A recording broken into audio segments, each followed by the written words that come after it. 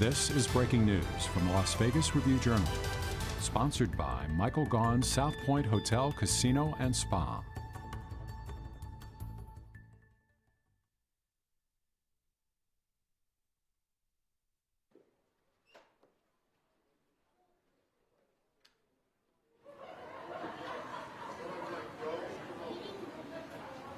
You may be seated. Thank you. And thank you to Rancho High School and their instructor. At this time, I just want to bring your attention to the handout that was given to you as everybody ever entered the chambers tonight. This has to do with face coverings, public comment, and meeting decorum. I'm not going to read the whole thing because I know that everybody can read that for themselves, but I do just want to remind everyone that a face mask is required tonight. On public comment, we are requesting that everyone conduct themselves professionally and that the comments remain civil and courteous, bearing in mind that they will be heard by people of all ages. Public comment is meant to allow members of the public to address the board and not to address the people sitting behind you or in the audience or each other. Please direct your comments to the board as a whole and refrain from addressing other members in the audience. Personal attacks against individual members will not be allowed. Members of the board generally do not respond to commenters during this period. Issues raised during public comment may be addressed by the Superintendent of Schools or designated staff at a later time. On the decorum, we hope to have a very civil, respectful meeting with everybody having a chance to voice their concerns. No heckling of speakers or shouting from the audience, no personal cell phone, telephone calls, and if you do need to exit the room temporarily, please do so quietly. We do want, as much as possible, to have a very good, constructive meeting tonight. So we're now going to move on to agenda item 1.02, adoption of the agenda. Trustee Williams will make the motion to approve the agenda. Madam President, members of the board, I would like to make a motion to adopt the agenda and addendum with the following changes. Reference material has been provided for item 5.01, anti-racism policy development work. Thank you, Trustee Williams. I'm looking for a second. I'll second. Trustee Guzman, thank you. Trustees, we have a motion on the floor to approve the agenda with the changes noted by Trustee Williams and a second by Trustee Guzman. Please raise your paddles to indicate your vote. Thank you. And that motion passes 6-0, noting that Trustee Irene Cepeda will not be joining us tonight. We are now going to move on to 2.01. We have some changes tonight, and I believe that most everybody who has called in has probably noted those changes, but I'll go over them very briefly. This is public comment on agenda-sized action items. So I've had many inquiries about this. This is a temporary change. The board has not voted on this to make this a permanent change. So tonight, this item is reserved for speakers addressing items marked on the agenda as action items, to wit, for possible action. Speakers will be given 2 minutes to address the board during this time. Should a member of the public wish to speak on matters within the jurisdiction of the board not listed as an action item on the agenda, they may speak during the public comment period on non-agenda items, which is item 8.01. So in deference to some of the folks that may end up in the overflow room down the hall in the cafeteria, I'm going to try to call, more than 3 or 4 people at a time in case so that we can allow for them to be escorted down here to make their public comment. So the action items apply to both the 300 items, which are the consent agenda, and also to any of the ones in the 500 group. So we are going to begin with those folks that called in ahead of time, and then we will then move to the yellow cards that were presented today. So with Trustee Garcia Morales' assistance here, I'm going to start with Natalie Rita, and this is on item 3.12. Sarah Comro, you are signed up for 4 items. You may come down. You may speak on those at the same time. Item 3.03, Jamie Tadrinsky.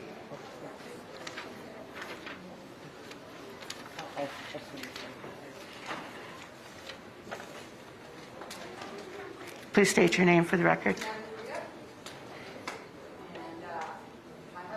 That's normal, right? I was going to plan what I was going to say, but how about I just talk to everyone? I think that's a good way to start.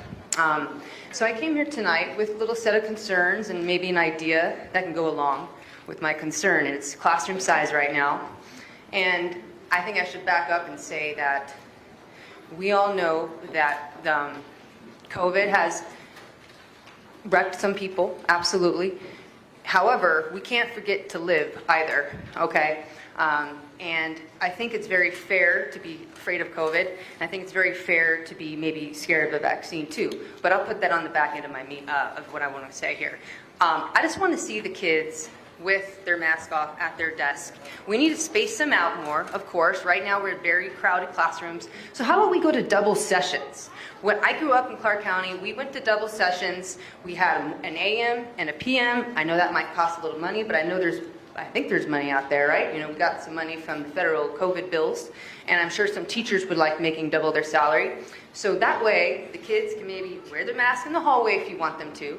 I know this is a Sisolak thing, but maybe he can hear this too. Then they take their masks off at their desk, and then they can learn their ABCs or their algebra equation. That's just an idea. And I don't know about you guys, but I'm so tired of fighting. How about we not fight anymore? I think we all are here because guess what? We all care. Everybody behind me is here tonight because we care. And hey, look, we already have something in common, and I think that's great. And I'm a teacher 16 years. Where's the time? 16 years, and I have a blood clotting disorder. I come and I tell the story, and I'm sure people are tired of hearing about it. I was 9 months pregnant, passed clots to my daughter. She passed away, and I think it's fair for me to be scared of the vaccine. I never tried to talk my parents out of getting it, but you know what? I just don't want to live under fear. I love my job. I love my students. It's not a job. It's a calling, and I just want to tell you guys that. Thank you, Ms. Rita. Sarah Comroe. And after Sarah, Jamie, and after Jamie, Anna Binder.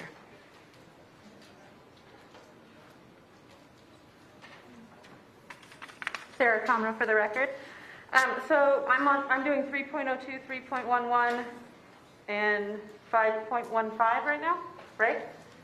You have 5.14 and 5.15. Okay, I combined them because it's kind of changing. All right, thank you. All right, perfect. Sarah Comroe for the record. On 3.02, Project HEAL. We've been talking about mental health a lot lately. It is a very important topic, even outside this crazy pandemic life we are currently living. Now bring it to inside of this moment in time, inside of these experiences. The trauma that our world has felt and is feeling is intense. The trauma our community is still going through currently is overwhelming. As a parent, I try very hard to be aware and involved with my kids and their mental health. I work with them to process their experiences and any trauma they may have or feel. As a teacher, I try to be there for my students while they work through their trauma. It is not a matter of just being there for people, though. It is a matter of weaving trauma responsiveness into our lessons and into our school culture.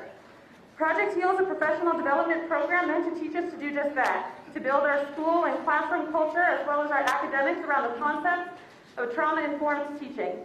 It creates a bond between the cultural, social, emotional, and academic aspects of our school, which is beneficial for our students and our staff. Instead of another click-through video, this is much more comprehensive and meaningful training. From the looks of it, it would be a great asset to many, if not all, CCSD schools. Rancho High School, being in an area that has been on and off a hotspot for COVID, and also have suffered the loss of multiple students and staff last year, would be the perfect place to use this program. In addition, if it is as effective as it is promoted, we could then utilize it district-wide. I encourage you to vote this through. It is a wonderful opportunity for our districts. Okay, 3.11, licensed personnel. Sarah Comroe for the record. I want to speak on 12.03, but every time I sign up for it, I'm told to put it here instead. Hundreds of teachers are leaving. Every school has at least a couple vacancies, but often far more than just a couple. Why? I stood at the podium not that long ago and asked you to please not prepay the autumn monies for THT. I said it made no sense to give that money ahead of time in order to pay the spring debt. Well, it turns out they're not spending it on the spring debt. Instead, they're just not going to pay them. I learned this through a post on social media because THT sent an email to care providers letting them know that they were unable to pay debts from before July 1st, 2021. This is mind-blowing. This is one of the several reasons why teachers will be leaving. And this is on your shoulders. You want to know how to attract and retain teachers? Pay, working environment, health benefits. That's it. And then 5.14 and 5.15, zone variance. I read the materials and it looks like you've added back in the ability for CCSD staff to have zone variances for their kids at the school they're working at. And I hope that that's accurate and I read it correctly. If so, I definitely appreciate it and thank you for listening. I do have an idea I wanted to throw your way. In the materials, it also stated the cost of adding and maintaining portables at school sites. Presumably, it is there because it is one of the reasons to stop or limit zone variances. I wanted to point out that many schools have many portables having little or nothing to do with zone variances. For example, Renzo High School has over 25 portables. We have had them since the new building was built. We do not have 800 plus zone variances. It is because we, at our school and at most schools in CCSD, are just overcrowded and push past capacity in general. I think we need to look at building more schools, of course, and I know that that's ongoing, but also about building additional buildings onto all schools. We could potentially get rid of most portables if we did this, just throwing it out there, but really the reason I came up to talk was to thank you for not taking away the staff's children's zone variance. Thank you very much. Thank you, Ms. Kamara. Jamie Chadrinsky, and then Anna Binder. And I did neglect to mention that we kind of came to a compromise, and normally we would have, when we wouldn't have so many public speakers signed up, that we would give 10 minutes for 4 or more items, and we have compromised on 6 minutes, and Ms. Comroe took less than that. So I just wanted to go ahead and point that out, and you have the timer there. Go ahead, Jamie. Awesome. So Jamie Chadrinsky for the record, and I have 4 items that I'd like to speak on. 3.03, cultural competency. 3.05, exam fees for the College Board. 3.11, personnel employment, and 3.12, class size reduction. Excuse me. In consideration of 3.03, the cultural competency plan for East Tech, I am in support of cultural competency training. However, it is my hope that the district will once again be vibrant enough. We can't hear you. Sorry. Can you get closer to the microphone? I'd like to hear what you have to say. Yeah, no problem. Hold on. I'm gonna. I have like this little mask. Is that better? Okay. I have like this little mask protector for my kids. Okay, so in consideration of 3.03, the cultural competency plan for East Tech, I am in support of cultural competency training. However, it is my hope that the district will once again be vibrant enough to provide that training in-house through our equity and diversity department. For a district as large as we are, we should be able to assemble the knowledge and know how to retain in-house trainers, because cultural competency is something that should be taught at every school and at every level in this district. I highly recommend that the board and cabinet attend those trainings, because it's apparent that cultural competency is not a given here. Everyone should continually be striving to be a better person, but while we have trustees actively retweeting and condoning racism and hate in this district, we will remain afloat in a river of incompetency. I would next like to address 3.05, the exam fees for the College Board. College Board is a for-profit company that makes hundreds of millions of dollars a year from students in schools across the country. When reading through the proposal, I really want the district to sit and think about how often we are testing our students and what results we really receive from them. Every student has potential of being AP students, and these exams being proposed seek to indicate who those future students will be. However, I find that slightly classist. As someone who has taught 4 different AP and IB courses throughout this district, I think we should also consider the students currently enrolled in those classes when May comes around and those expensive tests roll out. The tests are fairly cost prohibitive for many students, but they also give the best opportunities for students to gain college credit. I think instead of testing middle schoolers to see if they'll be AP ready, I think we should focus on our students already in AP and IB classes and pay for those exams and not over-test our young students. Individual exams for the AP College Board cost $96, and the full IB diploma is over $800. How we spend our money matters. And the last part, 3.11 and 3.12, I want to combine. We're struggling as educators. We have over 800 positions open. Last meeting I told you that I was teaching a math class as a history teacher.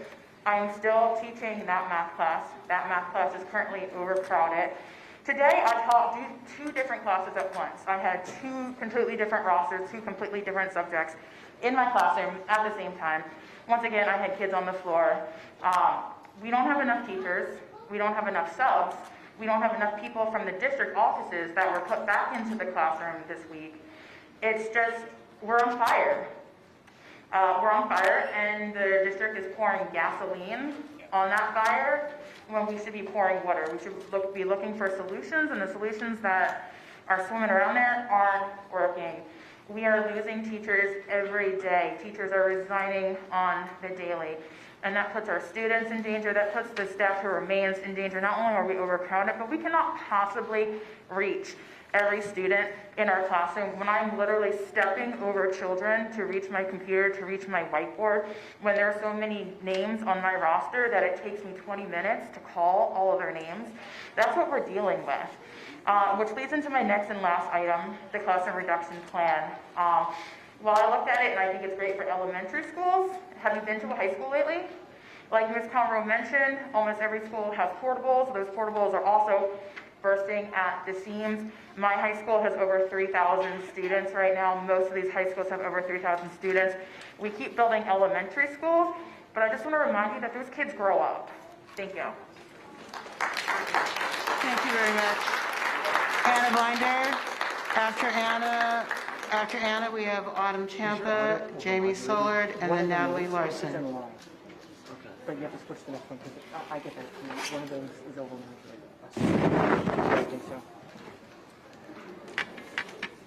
You may go ahead. I'll go ahead when they quiet down. I'm sorry? I can't hear myself think when they're back there laughing and talking, so I'll wait a minute The for them. audience will please remain quiet. Please go ahead, Ms. Binder. Good evening, Madam President, members of the board, Superintendent Jara. Anna Binder for the record.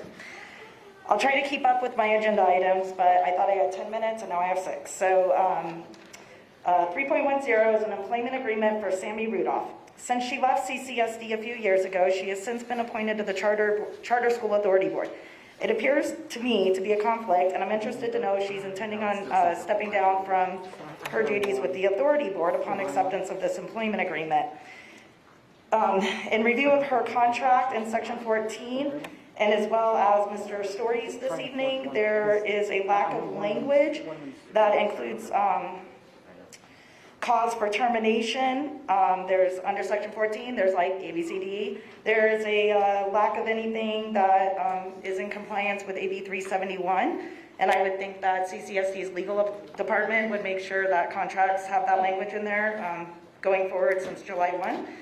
Item 3.12, class size reduction plan. I echo what was just said. I don't understand why the priority is always on K to 3. Where's the priority for our higher grades, especially given that tonight we're going to hear from a lot of teachers that are complaining of class oversize, safety, COVID protocols, and whatnot.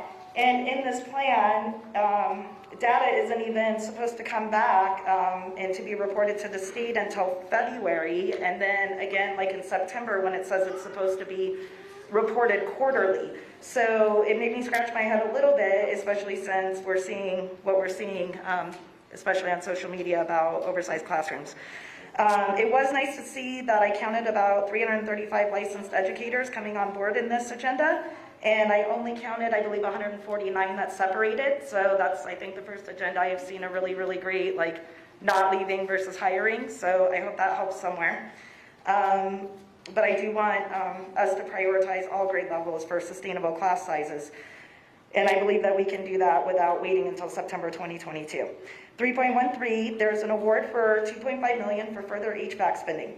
I would like to request the Bond Advisory Committee to see if they can create an HVAC spreadsheet to show the pipeline of the schools that have had their HVAC systems replaced or upgraded and those that are still awaiting, and the necessary information there too, so that when teachers in the community are highlighting their school, there's a one easy reference that they can go to look up their applicable schools, so they're not, you know, asking out loud. I know that the information is in the bond advisory documents, but it is a little hard to find.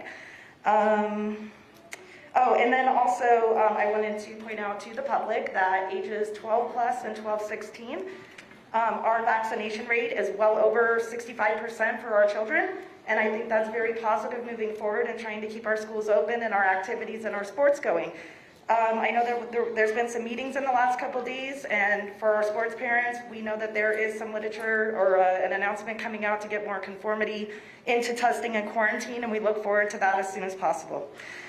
I do want to note that we are also awarding another $850,000 in instructional materials, and I'm curious, again, if that material is compliant with AB 261 and CCSD's own policy. Okay, 3.18, I wanted to say thank you to the Fulfillment Fund of Las Vegas for entering into the agreement at Chaparral High School for the next 2 years, and I hope that many students participate and receive successful outcomes in their lessons, college counseling, and scholarship and opportunities. Thank you. Thank you very much, Ms. Finder. Autumn Tampa will go next, and as I said, Jamie Sullard, Natalie Larson, and then Michael Kershaw. Hey, Autumn Tampa speaking as an individual. Children are the world's most valuable resource. Please do everything you can to protect their health and their lives. I did not want to come in person tonight because I do not feel safe in public places with crowds of people I do not know. However, I felt it important to come speak the truth, even if I had to risk my health. Quote, the administration at Rancho High School proposes to contract with Project HEAL to provide professional learning services to 190 site-based employees to improve the effectiveness of social, emotional, academic learning, and equity efforts. This sounds like an excellent idea. With the current chaotic climate at CCSD, because of COVID-19 spreading in schools, I would hope that a program like this would help with the current deficiencies. However, the unsafe learning environments, lack of safety on buses and in schools, the lack of adequate staffing, and the lack of support from some administrators and the district all would be extremely helpful in combating these problems. Quoting Project HEAL will provide professional learning for identified Rancho High School teachers, counselors, administrators, and support professionals in order to develop trauma-informed educators, to enhance educators' emotional intelligence, and to increase educators' capacity to establish trusting relationships that drive higher academic student achievement. These supports are very much needed at CCSD. I can say with all certainty that trust among CCSD staff at all levels is lacking in schools and at bus yards. It is lacking with administrators because they are not keeping children safe and not keeping staff safe. It is lacking with CCSD because of a lack of transparency from the superintendent's office regarding real data and statistics being given to staff and the public. Providing data does not violate any privacy concerns at all. These insufficiencies diminish trust and create a negative environment with CCSD. Please change the direction that you are going and address these problems. 3.12, Autumn Tampa speaking as an individual. I need to state for the record that I do not feel safe being here at this meeting and wish that there was still an option to allow me to record testimony or speak via telephone. Class size reduction is an excellent idea to promote learning for students and help allow for social distancing in classrooms to prevent the spread of COVID-19. Will this also be applied to specialist positions, which often have 2 to 3 classes at a time in one room? Employees in every position are feeling unsafe working at CCSD, except for the small handful of administrators and central service employees that are still being allowed to work from home. Classrooms are overcrowded, schools are understaffed, subs are in short supply, and buses are fully packed with no distancing and no time to disinfect between student groups. However, if you don't have enough employees to fill the additional positions, then this policy will do nothing, and it will not address the COVID-19 safety violations that are putting everyone's lives in danger. The climate and culture at CCSD is toxic. More and more children and staff are being put at rest for COVID-19. CCSD policies and protocols are making it worse. Unfair COVID testing policies, which should include all staff and students, and AMOCA policies that are punishing staff who are reporting COVID-19 symptoms and exposures, are making it worse. Employees are being forced to use sick time because CCSD is refusing to honor the MOA with the SCA and CCEA about working from home. Can't COVID-19 monies be used to supplement the cost of being put on a yellow or a red badge? Adding extra teaching positions to reduce class size is a great idea. Many current classrooms are packed wall to wall, and when there are not enough substitutes available, which is happening across the district, classes are being split and extra children are being put into already overcrowded classrooms. This is not acceptable. Please take a look at your schools. Come visit, see what's going on, because it's not good. Thank you.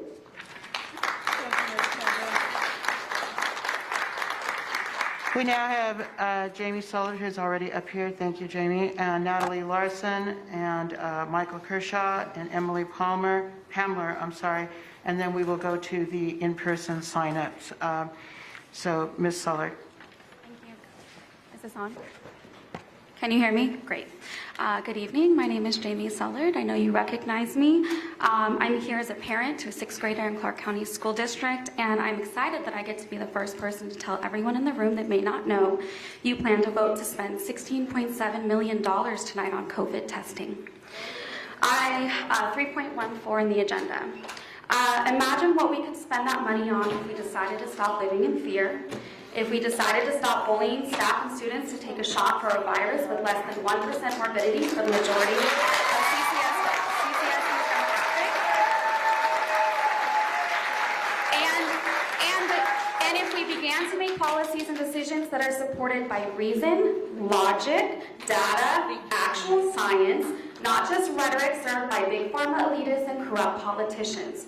That's all I have to say tonight. I'd love to say more, but I have a daughter that I need to get home in time for bed, so I cannot stay until the end of the meeting. And I want to say I support all teachers, staff, and employees that walk out or call out on September 7th. As a parent,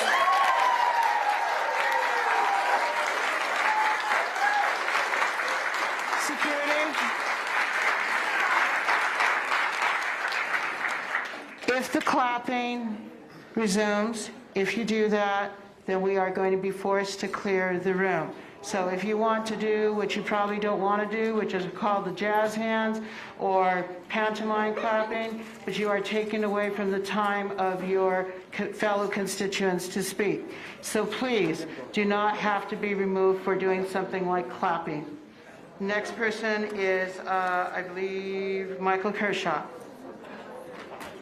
I thought I was too, but that's okay. I'm sorry. Natalie, you were next. I'm so sorry. Go ahead. Okay, good evening. My name is Natalie Larson, and this is my first time speaking, but certainly not your first time hearing from me. Thank you so much for your service. It is clearly a thankless job and one that is necessary in order to ensure that every student in every classroom achieves success. Tonight, I'd like to speak about 3.13. On July 8th, this board approved a $4.8 million purchase award for testing staff and students. On August 12th, you approved a $22.2 million award, and tonight we are back asking for another $16.7 million. That is $43.7 million in total. Both the state of Nevada and CCSD are acting as practitioner in prescribing a test without the presence of symptoms. CCSD, you are not a doctor. You are not a hospital.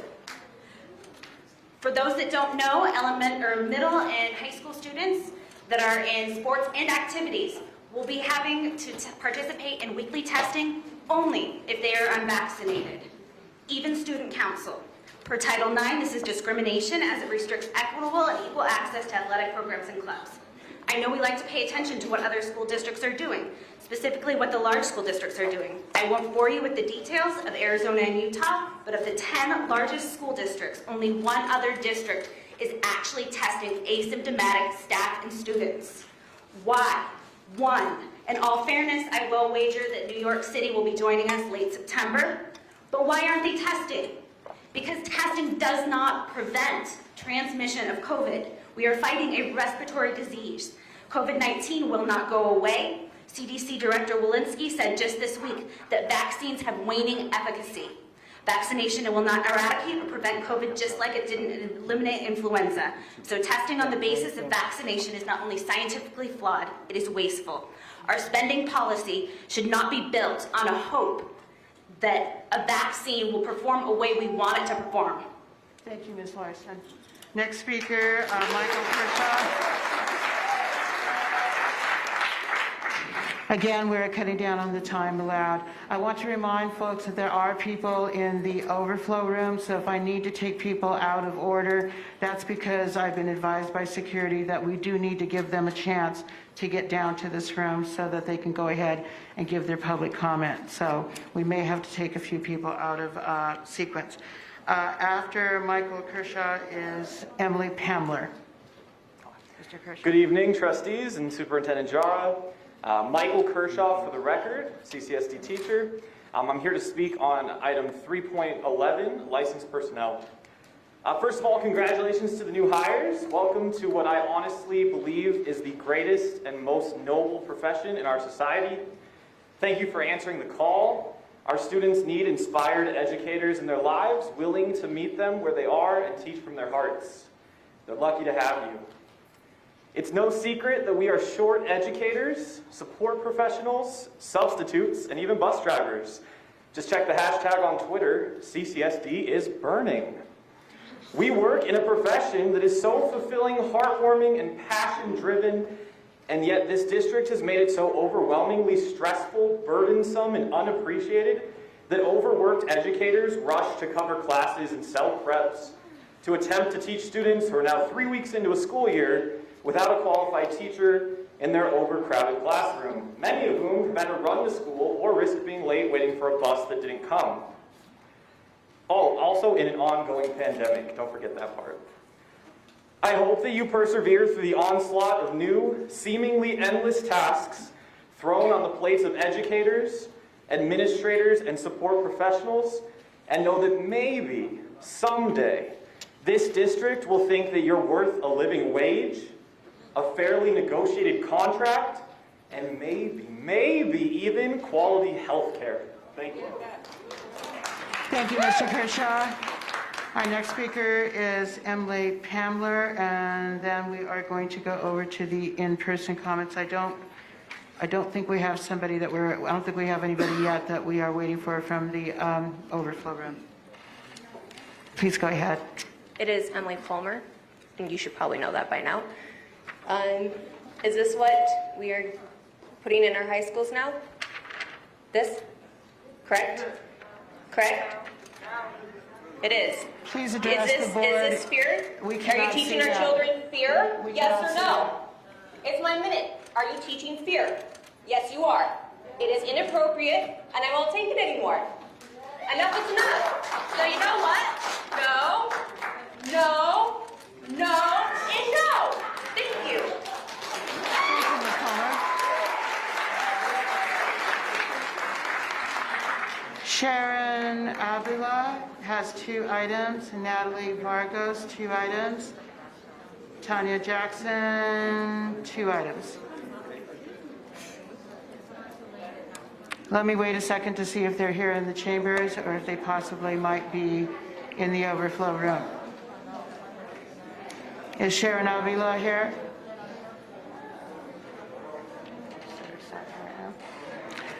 Natalie Vargos?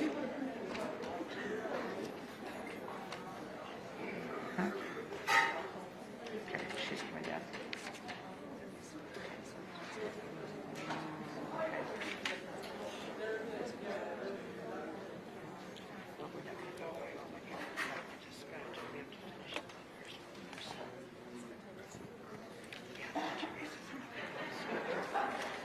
Hi, my name is Natalie Vargas. I'm a counselor in the district. I've been here for 12 or 13 years. Just wanted to let everybody know what's happening in the schools. Speaking on 3.11 and 3.12, licensed personnel employment and class size reduction plan.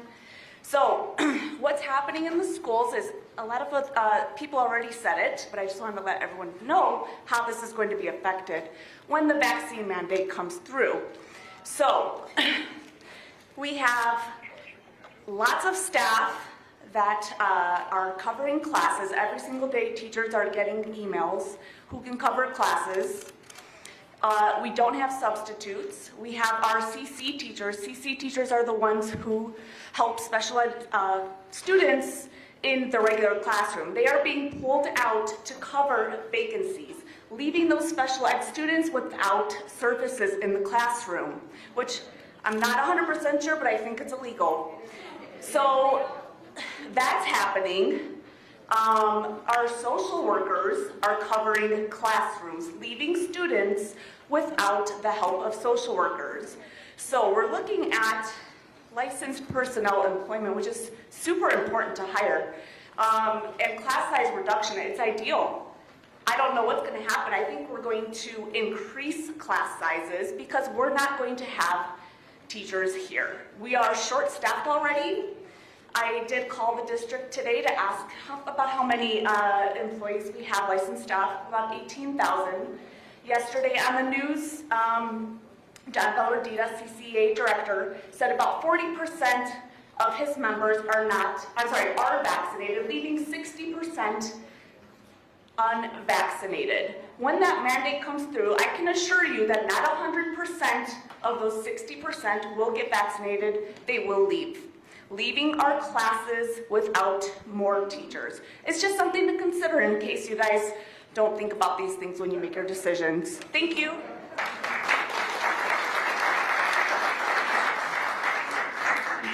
Thank you. Is Tanya Jackson here, and then Lorena Cardenas? We are still on the action items, and I do want to remind everybody that on the front page of our agenda, that it does state that you do need to stick to the topic that you are signed up to speak on. If you veer off of that, you will be redirected.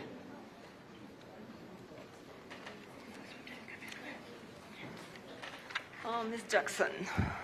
Hello. I want to speak on your agenda item, anti-racism.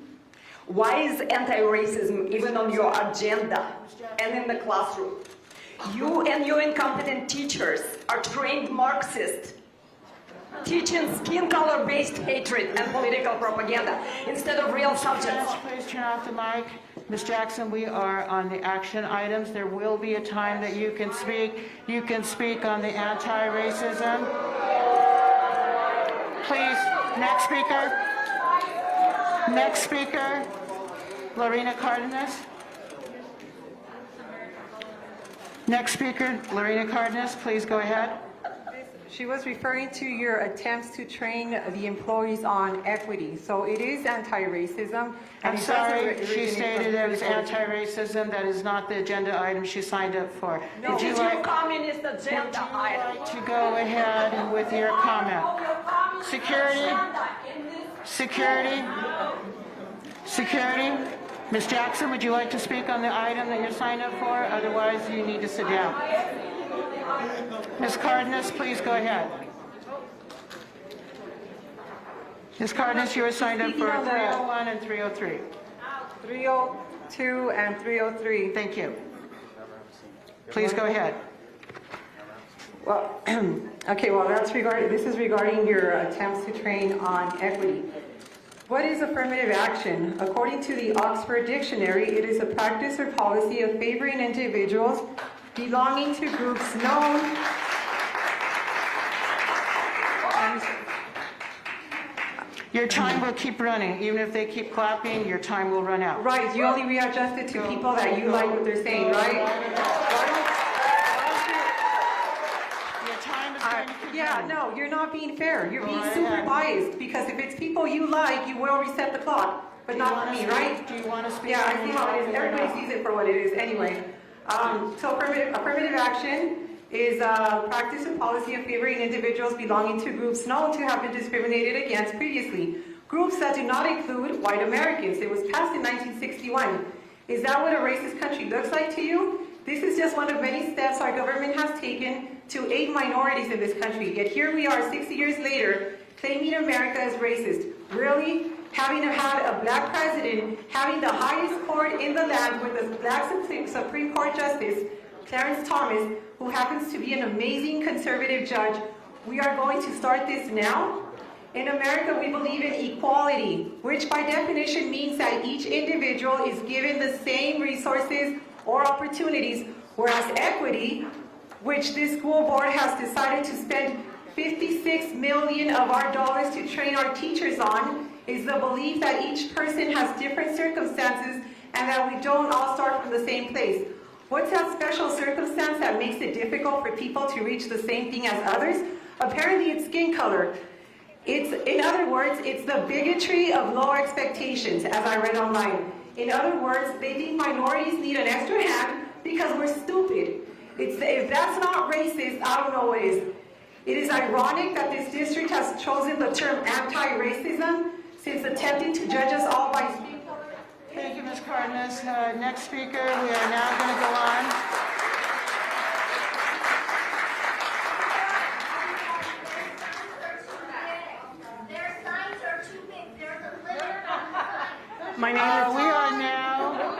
My name is Sharon Avila. I'm sorry? My name is Sharon Avila. Okay, thank you. Thank you.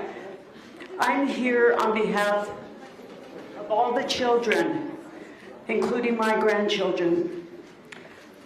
For equity, they have a right. They have lost their voice. You have silenced them with these masks, which are abuse, a form of abuse. You are... Ms. Avila, you're signed up for 302, which is out-of-district consultant Project HEAL professional learning. And you are signed up for 303, consultant cultural competency professional learning. So they all fall under that. I must redirect you to stick to those topics. If you would wish to speak on these, you can speak on 801. If you want to speak on a different topic other than what you signed up for. Your choice. What was it again? It is 301, 302, out-of-district consultant, Project HEAL professional learning, and 303. Okay, professional learning. Let's talk about professional learning. Go right ahead. You guys are not professional only teaching our children. You need to get back to the basics. 303, out-of-district consultant, cultural competency. Would you like to speak on that? Cultural competency. Yes. You guys are incompetent. I'm sorry, but I mean that with all due respect. You're hurting our children. You're causing them mental abuse, suicide. Then they're running away from home, being trafficked, which is a bigger issue than the ones that You are not speaking on what you signed up for. Thank you, ma'am. We are now going to move on. We have 5.01.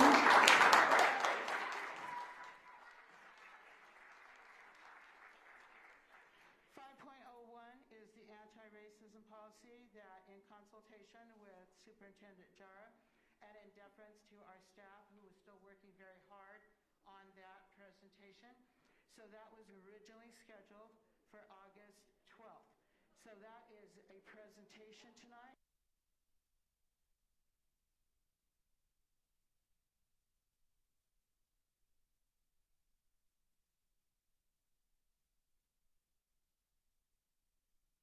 .01 is the anti-racism policy that, in consultation with Superintendent Jara and in deference to our staff, who is still working very hard on that presentation. So that was originally scheduled for August 12th. So that is a presentation tonight, but in deference to the students and at the pleasure of the board, I am going to ask that we can do the comments, which some people have already done out of order, I might add. But now we're going to go with the people that are following the rules. So at the pleasure of the board, it is fine with you to let the students and the folks speak on 5.01. Is that fine with the board? President Cavazos. They're already signed up, yes. Can we ensure that the students are able to speak first? Yes, we can. I believe I know most of the names here, but if I do leave out a student, would you please stand up or raise your hand or make yourself known here? I do know some of the students' names. I do not know all of them. Thank you. Does somebody else have a comment? Thank you, Trustee Brooks. Just to clarify, are you saying everyone under that item is going to speak now, or? Yes, we have public comment on 5.01. So we do have those, Trustee Garcia Morales has those marked. So we have people that called in, and we also have people that have signed up today. Okay, that's fine. There's no other agenda items. This is the last one, right? No. We do not have any other ones on the consent agenda or on the other action items at this time. So we are going to go ahead and go on to that right now. So I'm going to try to call the students' names first. I will start with Desiree Rodriguez. Hello. After Desiree, I'm sorry, Desiree. No worries. And can you give the other name? Naika Belizer. Okay. And you called in ahead of time, right? Yes. Go right ahead. Hello, my name is Desiree Rodriguez. I am a member of Make Throw Nevada. They're a youth fellow, and I am a senior at Las Vegas High School. I'm also student body president at Las Vegas High School. I care about discussions that are being made at these meetings because those discussions directly impact me. However, moving public comment for non-agenda items towards the end of our meetings do not give me the opportunity to share my concerns. I don't have the luxury of waiting 4+ hours like others, especially when you factor in studying and homework. With the recent surge in COVID-19 infections in Clark County, combined with the long wait times for public comment, getting my voice heard is becoming increasingly difficult. Therefore, I urge Superintendent Jara and the Board of Trustees to bring back recorded messages as an alternative to this issue. This option will give students like me the opportunity to share my concerns and solutions to the issues we are facing in schools. In addition to this, I want to take the time to condemn the Nazi salutes and racist rhetoric I witnessed at the last school board meetings. These gestures are an insult to any person, considering it represents the superiority of one group over the rest of society. Genocide is nothing to be proud of as a human race. In any situation, a Nazi salute is inappropriate, and it made me especially uncomfortable at a board meeting that I am meant to go to express my concerns in the school district. How are we going to talk about anti-racism, but then let someone throw up a Nazi salute in the crowd? This is unacceptable, and it is disgusting because we're human and we're supposed to support each other, not degrade each other and say that one group is superior over the other. Thank you. Thank you, Desiree. Next speaker, please state your name, and could I have any other students please kind of queue up without blocking the aisle if we have other students. Go right ahead. Thank you. My name is Naika Belizer, and I am here to speak about agenda topic 50.01. I ask that the anti-racism policy from this task force is written, implemented, enforced, and monitored, and to be sure to include a section on systemic and school-induced racism. As a student in the Clark County School District, I am faced with racism every day, either direct or indirect.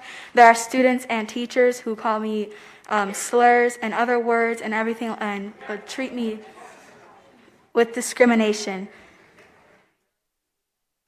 And every day I have to deal with this. Every day as a student at Clark County School District.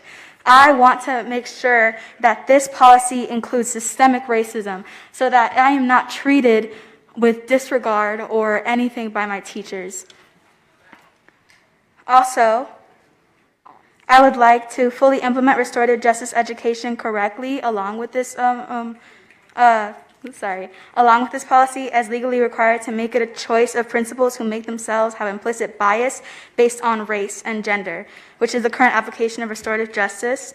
The current application of restorative justice is not restorative justice, and instead progressive and traditional discipline renamed as RJ.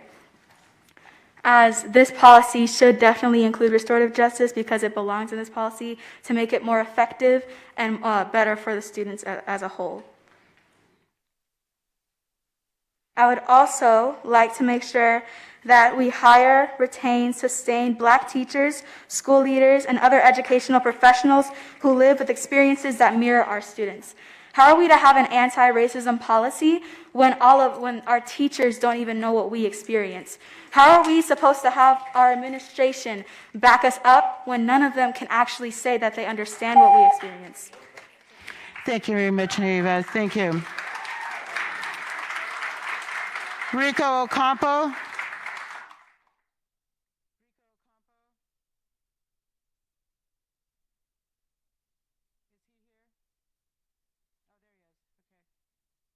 A non-agenda item. Yeah, that would have to be on 8.01. Okay. All right. Thank you. So I just want to state that after Rico, we have Maria Nices, James Frazee, and Paige Myers, Carl Bird, and Sarah Comro. Thank you, President Cavazos. My name is Rico Ocampo. Before I begin, I'd like to ensure that I honor the space that we're in, the Southern Paiute people who are still living and thriving in this community. Good evening, Superintendent Jara and Board of Trustees. I want to talk about the anti-racism policy. I want to ensure that my comments, that as they're coming off directly. Because I don't want to sugarcoat anything. We want to ensure that there's transparency across the board when it comes to the way in which this anti-racism policy is being done.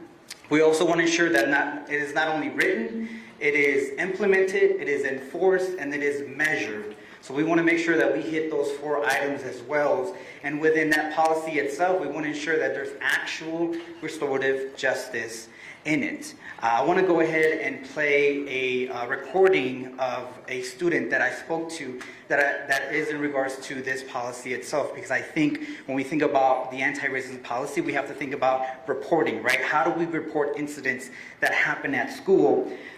This week, there was an incident at Green Valley High School where CCSD PD pepper sprayed students, and I want to play you just the audio real quick.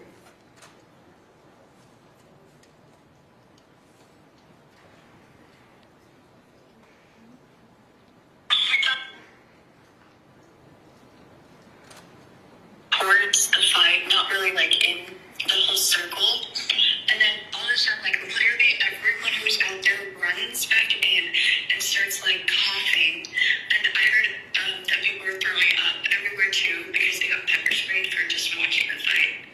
I thought it was just another. And so this particular student was able to witness pepper spray being done onto her peers, and so we should talk about CCSD. Thank you, Mr. Ocampo, and you can submit your written comments. Marie Nices, James Frazee, Paige Myers. Good evening, President Cavazos, fellow trustees, and Superintendent Jara. For the record, my name is Marie Nices. I am the president of the Clark County Education Association. I am honored to represent educators on the Superintendent's External Anti-Racism, Equity, and Inclusion Task Force Committee. I hope CCSD understands the urgency of creating a policy that isn't strictly words on paper, but has accountability and isn't created just to appease the community. Developing and implementing a thoughtful and comprehensive policy is crucial. The policy must address the school environment, incident reporting, and diversified staffing to be fair and equitable. The committee will need real-time data to make the necessary changes. We need to be clear on our objectives. We need to be transparent. We need to be direct. Racism is real, just like the global pandemic. While I am honored to be part of the committee, I hope everyone's voices will be heard and respected. I also want to stress the importance of getting the policy done and implemented. I say that because I do not want to be part of the committee if it turns out to be as unorganized and chaotic as the rollout of this school year. I look forward to continuing to work with the committee to advance a fair and equitable policy for students and staff alike. Thank you for your time. Thank you, Ms. Nice. Is James Frazee here? Okay, I don't know if he's in the overflow room. Paige Myers, Carrie Bird, Sarah Comro. Good evening, my name is Paige Myers, and as most adults, I wear many hats. I am a nationally certified school psychologist, I'm an executive board member of CCA, and most importantly, I'm a mother. As I've thought through what I'd like to say this evening, I've struggled to articulate my thoughts. My frustration with the lack of urgency and follow-through on this initiative is multifaceted. As a school psychologist, I witnessed the impacts and I've noticed the impacts of the lack of a comprehensive anti-racism policy on our districts and our students and families. As a CCA board member, I feel compelled to lift the voices and the concerns of my fellow educators who are working within a system that's inherently broken. And as a parent and a mother, I'm here advocating for my biracial children who deserve affirming and safe school environments that provide robust opportunities for them to learn. This board acknowledged the need for this matter months ago, yet have any steps been taken? Was that just I'm so anxious, I'm sorry. Was that just a performative action? A step taken to quiet the voices of students, parents, and educators? Or is there a true sense of urgency to address the matters on the part of the board in the school district? This work is imperative, and it should be a pressing priority to ensure actions are taken that show the organization's commitment to anti-racism and include a plan that lays out procedures that must be followed in order to uphold that commitment to the cause of dismantling racism to create an inclusive, equity-oriented environment within CCSD. I understand that CCSD is facing a lot of issues right now. I, for one, could passionately speak to many of them this evening.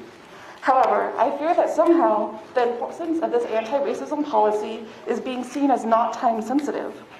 I'm choosing to speak only on this agenda item, as this is a long-standing issue that must be addressed, as the time to address it is far past due. The ongoing impacts compile daily. Our students and our educators deserve better. Thank you, Ms. Myers. Carrie Bird, Sarah Comroe, Jamie Tedrinsky, and then we go to Carla Kulseth and Christine Clark.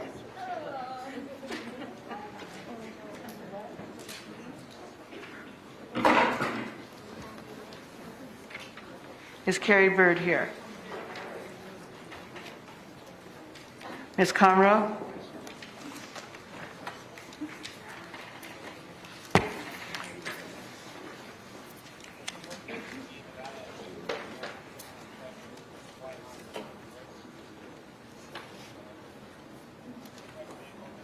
Sarah Comroe for the record.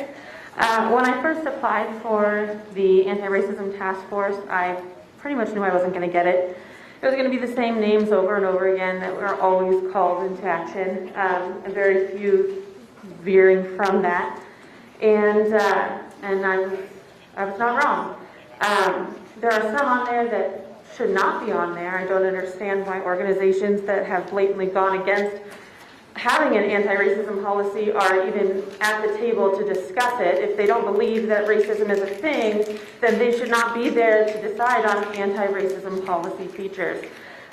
In addition, I think it's very odd that after several students have come for the last several board meetings and stated that they have a problem with the school police, and then we've had problems with school police here in this room, that there are two of them on the board, on the task force, taking the space of others. And then I would like to yield my time to the young lady that didn't get to finish earlier. There's about a minute left. Thank you. We're not allowed to do that. I'm so sorry. We're not allowed to yield the time. It's stated right on there. I wish we could, but we're not allowed to. So if you would like to be able to finish yours and perhaps express the sentiments. Sure. I believe what she was talking about when she was cut off was the fact that school police are a problem more than they are a help to BIPOC students. And we've seen that in this room. We've seen that in the boardroom at the district in June. And I don't understand why two of them are on that task force taking the space of people who should be on there. For example, support staff and teachers and more students, because this legislation protects all of those groups. And I'd like to see some transparency on how these people were selected. And I think that it's going to be an interesting bit of transparency if we ever get it. Thank you. Thank you, Ms. Comroe. Jamie Tedrinsky, she's still here. And after that, we have Carla Kulseth, Christine Clark, and I believe it's Cecily Gallick.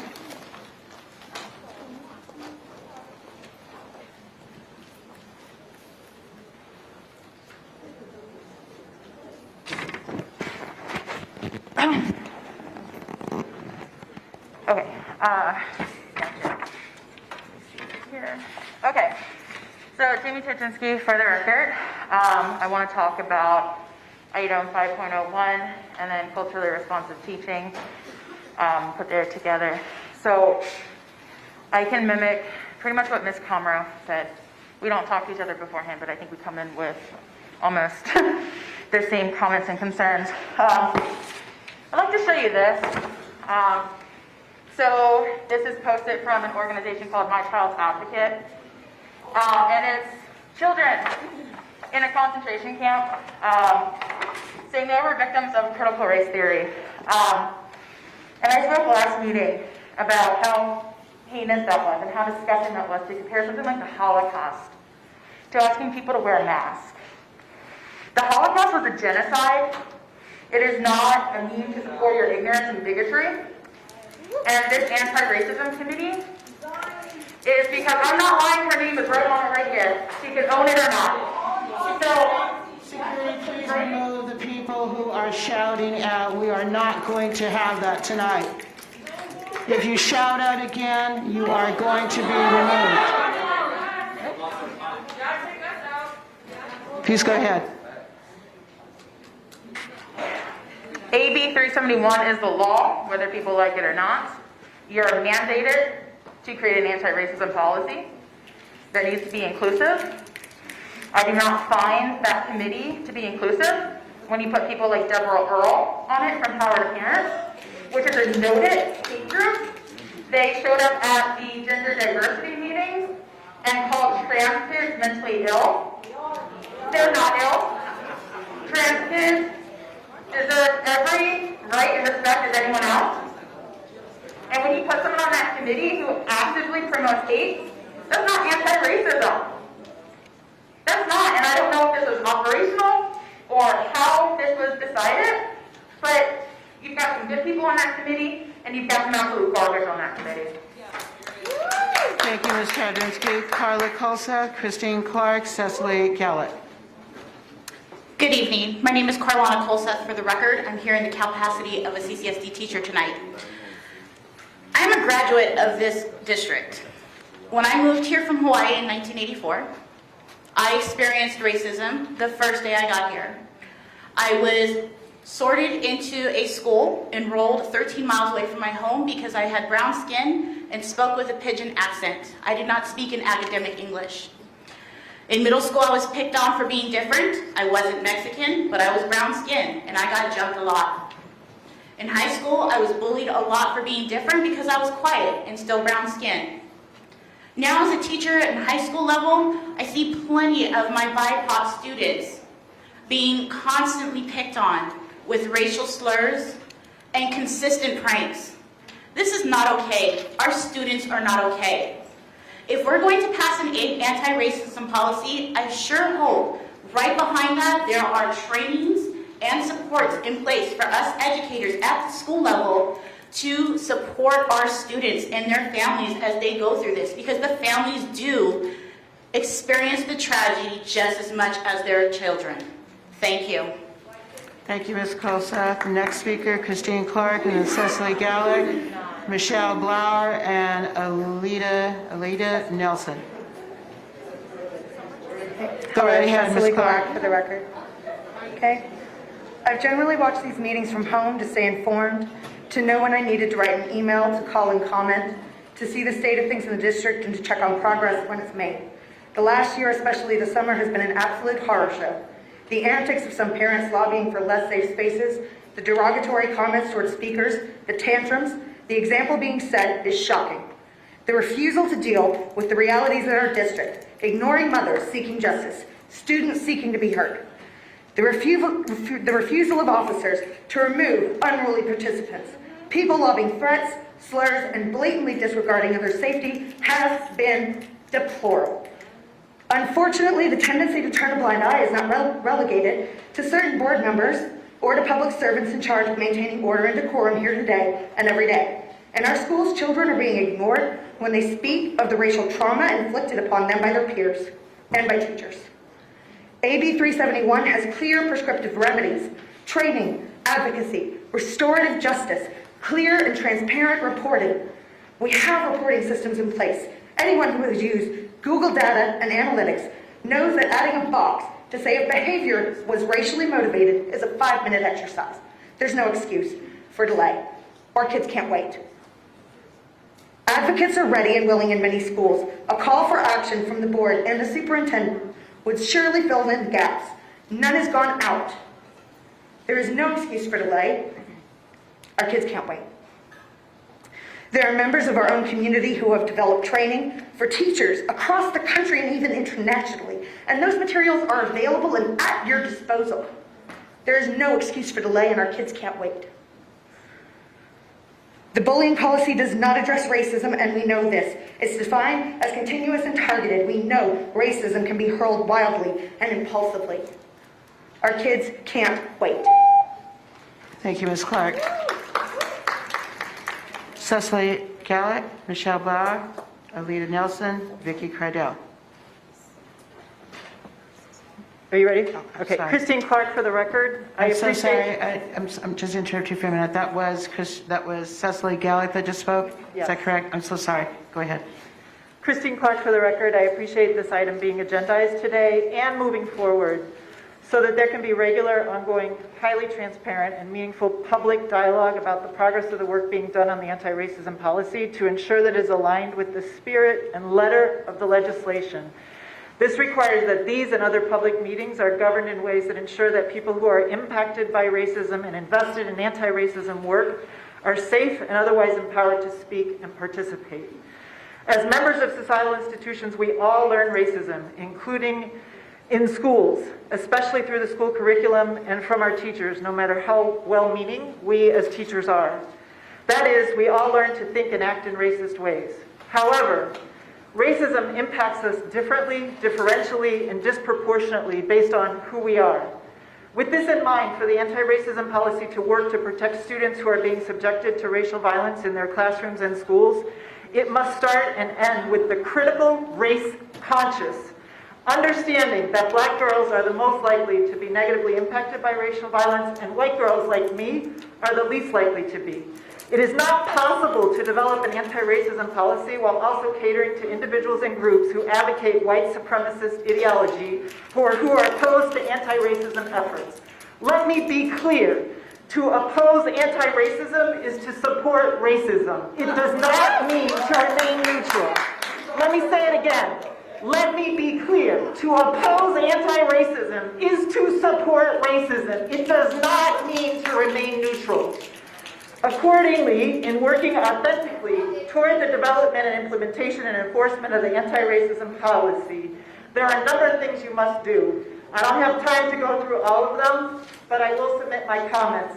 Let me just say that we really need to center and require truly restorative practices and engage knowledgeable and restorative justice practitioners. Thank you, Ms. Clark. Michelle Bauer. Is Michelle here? Michelle Bauer. Alita Nelson. Vicki Cardell, Lisa Bailey, Sylvina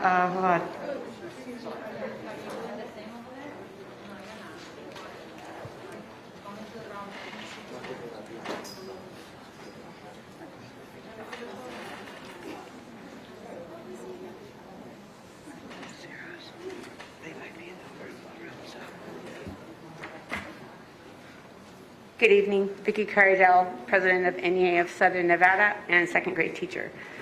NEA of Southern Nevada stands in solidarity with 1865 No Racism in Schools by demanding that our district's anti-racism policy be expedited. It should be the goal of every school district to do everything possible to create a safe and inclusive environment in which to learn. This is not the time to drag our feet about creating, implementing, and enforcing an anti-racism policy. The law was passed last session requiring it, and as of July 1st, we are out of compliance. All the while, acts of racism are happening in our schools every day. My son went to Arborview, so I know the climate well that is supporting these behaviors. These acts of hate are happening with students and happening with staff. And although we question several of your choices for the task force, you have it populated now. So let's get to work. Write the policy, implement it, and enforce it with consistency. Every day that you drag your feet, someone else is targeted with no consequences. It's past time for an anti-racism policy in this district. Let's get it done.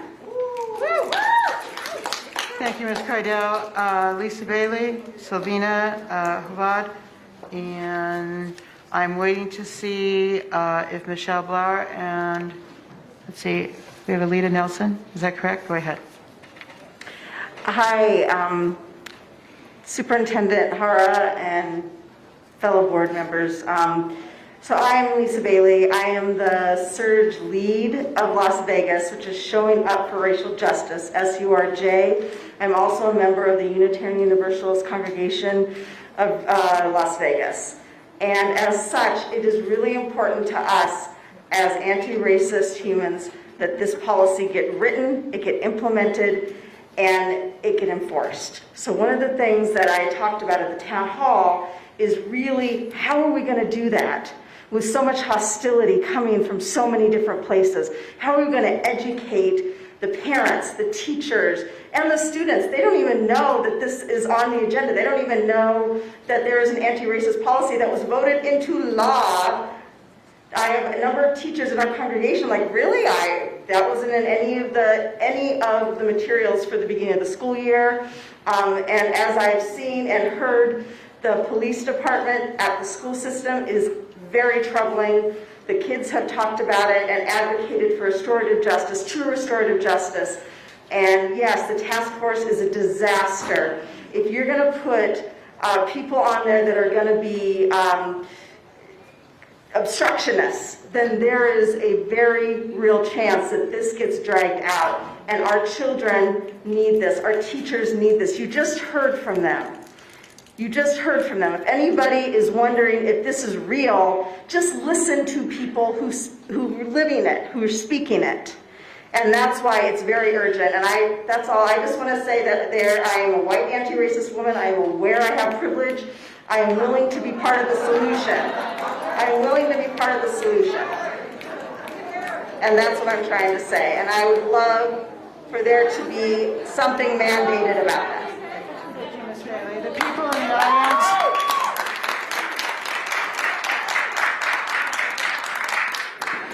The people in the audience, security, can you please, I would like to have some security at the end of some of these rows, please, so that you can see the people a little bit more clearly who are calling out. And if they do call out, I want them removed. They are disrupting the meeting by yelling out, and they are obstructing the voices of the people. So I would like the security to please be at the ends of the rows here so that we can see.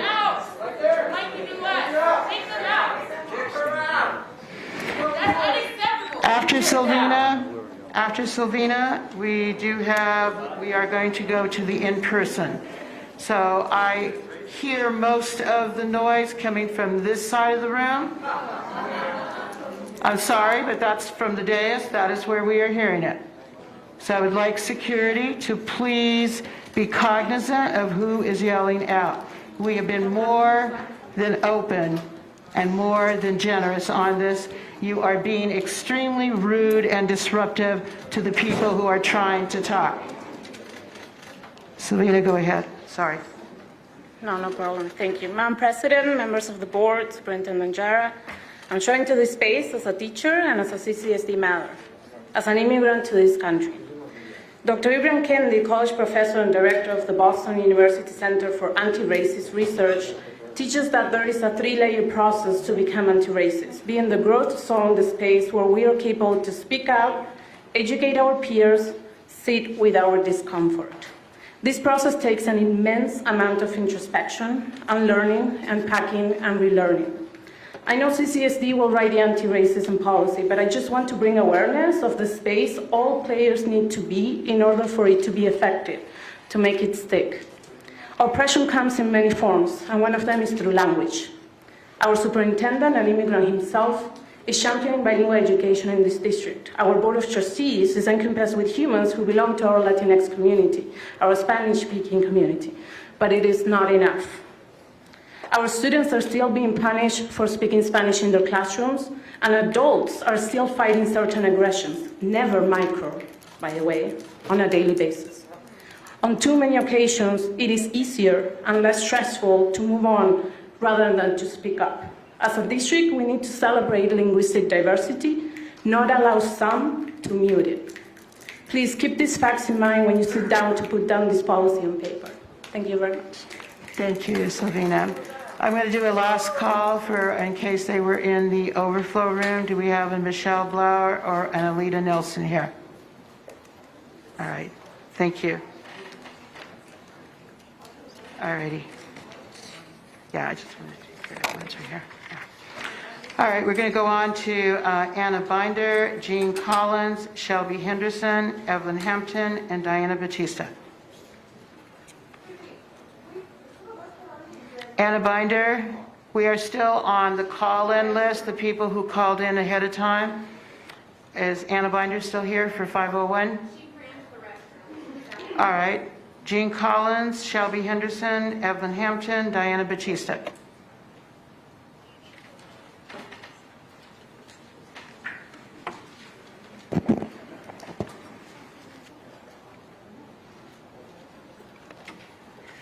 Thank you, Madam Chairman, and those of you who are here. My name is Gene Collins. I'm a former state assemblyman. I'm a former president of the NAACP. I'm a former president of Reverend Al Sharpton's National Action Network. I own a business, but I came today to talk about, we had a march at the superintendent's office because the superintendent refused to listen to the stakeholders of the historical Black West Side community. And guess what I found? We should be ashamed of ourselves. At one time, Clark County ranked number 10th in the nation in education, and here we are fighting over who was black and who was white while our children are not being educated.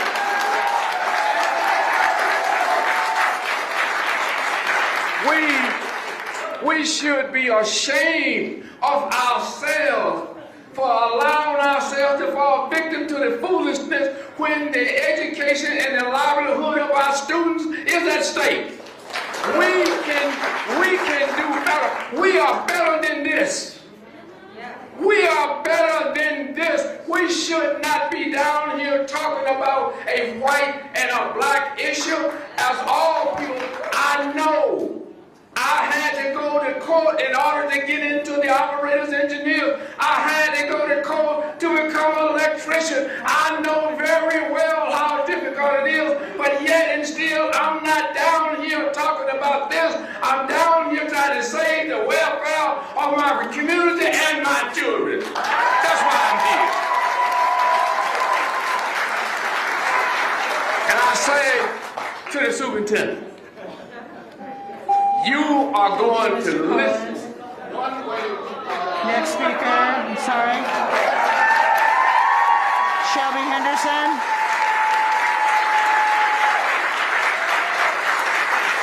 Shelby Henderson. Evelyn Hampton and Diana Batista. And Anna Binder when she comes back in. Go ahead. Madam President, Superintendent, members of the board, Diana Batista for the record. I'm pleased to see updates on the anti-racism policy timeline and date of implementation. I'm also pleased to see a really impressive list of appointees to serve on the external task force. However, I do have some concerns with some of the selections. There have been some concerns expressed in the community regarding public statements made by external task force members who said, "What does it matter what changes are done regarding racism in schools when our kids can't even get to school on time?" Or power to parent board members in which have direct connections to the Proud Boys and their organization representative who just yesterday retweeted an article with exact quotes.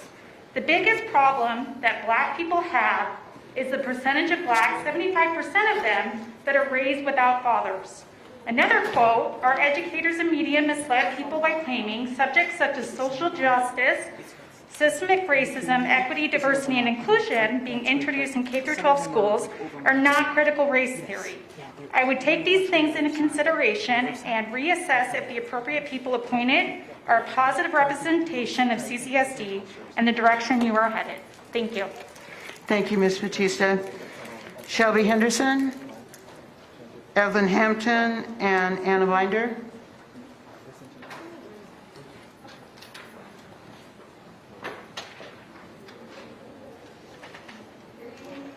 Shelby Henderson for the record. I'm here to urge CCSD to create an anti-racism policy. I understand there are many new and unique challenges due to COVID. We must be diligent with these new issues, but that does not mean we ignore the old ones. The sad fact is racism in the US is as old as the country itself, and it hasn't gone away. And it won't if we don't take action. During the Civil Rights Movement, schools were a cesspool of racial hate, but they were also key players in making change, as was seen with Brown versus the Board of Education. We are in a new movement in 2021. We have the ability to create additional change here in the school, write the policy. Thank you, Ms. Henderson, I'm sorry. We're going to go ahead and see, is Anna Binder back in the room? Thank you, sorry about that. Anna Binder for the record. I don't believe that Camilla Bywaters is going to make it because she's about 15 minutes away. So in addition to saying that I think a lot of us stand in solidarity with writing the policy, the committee is unnecessary. It's obviously caused a lot of distraction, smoke and mirrors. Just need to get it written. Like, there literally is nothing done. And I think I've heard, and I'll echo it again, I think a lot of people want to see this written and in place inside the next 90 days. Because it did become law July 1. So we're already behind the times on that. Plus what I said earlier about making sure that our contracts are compliant with including language for termination on violations of that and whatnot. And I know that with Lobopsy, they really wanted to highlight that when the selection of the committee was made, that there was not a single person on there that represented the historic west side of Las Vegas. So that should have raised some red flags. Thanks. Thank you, Ms. Binder. I believe, let me just check with our clerk. Does that conclude the call-ins? We are now going to go into the ones that were signed up for today. Dr. Tanya Wells, are you here? Okay, Casey Banner, I believe, let's see, we have her on, well, it's the same thing. And we already have her. Deshante Marshall, Jordan Hankins, I'm sorry, and then Cecia Alvarado.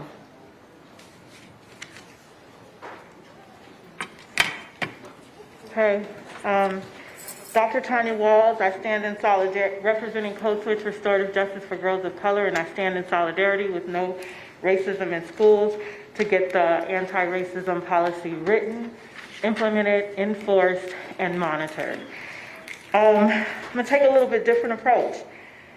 This week, from CCSD Schools, 90-pound black girl slammed to the ground by school police at Desert Pines High School. Black girl handcuffed, slammed to the ground, and ticketed at a different high school. Students pepper sprayed at Green Valley High School by school police. Shadow Ridge High School today, black girl beat up by white boy for daring to speak up for herself when confronted with racial violence and being taunted and terrorized by symbols representing Nazism and white supremacy ideology. What did the police do? Targeted the girl. We are constantly told that school police are there to make our schools safe, and yet all of these incidents demonstrate that our schools are not safe for black girls. And so when we write the anti-racism policy, I hope we are not just focused on individual racist acts by students, and that we are also looking at systemic racism engaged by police, engaged by teachers, engaged by policies that target our children. Write the policy. Thank you, Dr. Wells. Dr. Wells, can you hold on just a moment? Dr. Wells, you have a note here, and I don't know whether you have a student with you. You had a note here that as far as... I did write a note, and it was for the student that's from Desert Pines who's not here to speak. I also want to say, if I had more time, the policies don't allow our students to be heard. Let them be heard. Okay, so we have a student from Desert Pines. He signed up for 8.01. Okay, I will check in with the student first. Is the student able to stay for 8.01? Alfred, are you able to stay? All right, thank you so much. We're now going to go with Casey Banner and Jashante Marshall. Okay. Well, thank you, President Cavazos, members of the board, Dr. Jara. I'm happy to be here with you all again on a Thursday. I'm here to essentially talk about why we desperately need the anti-racism policy in the district. It's kind of alarming that it took the legislative action before the district. But like I said, I'm a history teacher, which means I have a degree in history. I actually have a minor in psychology, and I just want to kind of talk to you all about the link between macro and microaggressions, particularly against Black young adults, and the overwhelming correlation to suicidation and suicide. The question should not be, why do we need an anti-racism policy? The question should be, why is it in this country in particular, Black people feel that they need to kill themselves? That's horrible, right? Anti-racism is not just Black Americans, it's all of us. We the People was written by a famous man called Thomas Jefferson.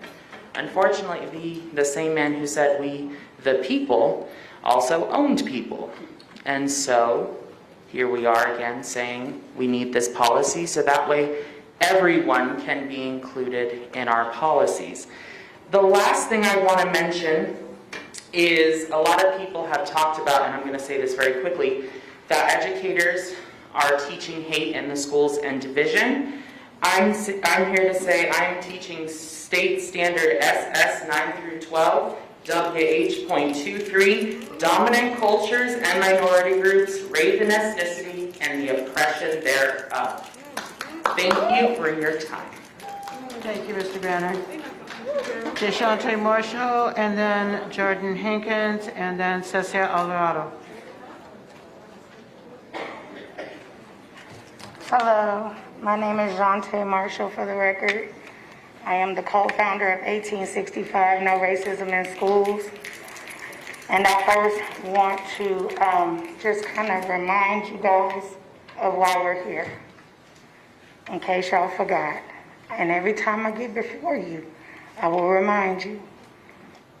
We are 2 of 9 parents that represented an entire school where Black kids were threatened to be shot and killed in the masses. It was a planned school shooting. We're not talking about a school fight. In the interim, what I am asking while we're trying to work through all these challenges, and I'm going to address this to Dr. Jara specifically, sir. First, thank you for clarifying our demands did not speak to CRT. We didn't ask for that. We didn't bring it up. It's not our fight right now. So thank you for clarifying that. However,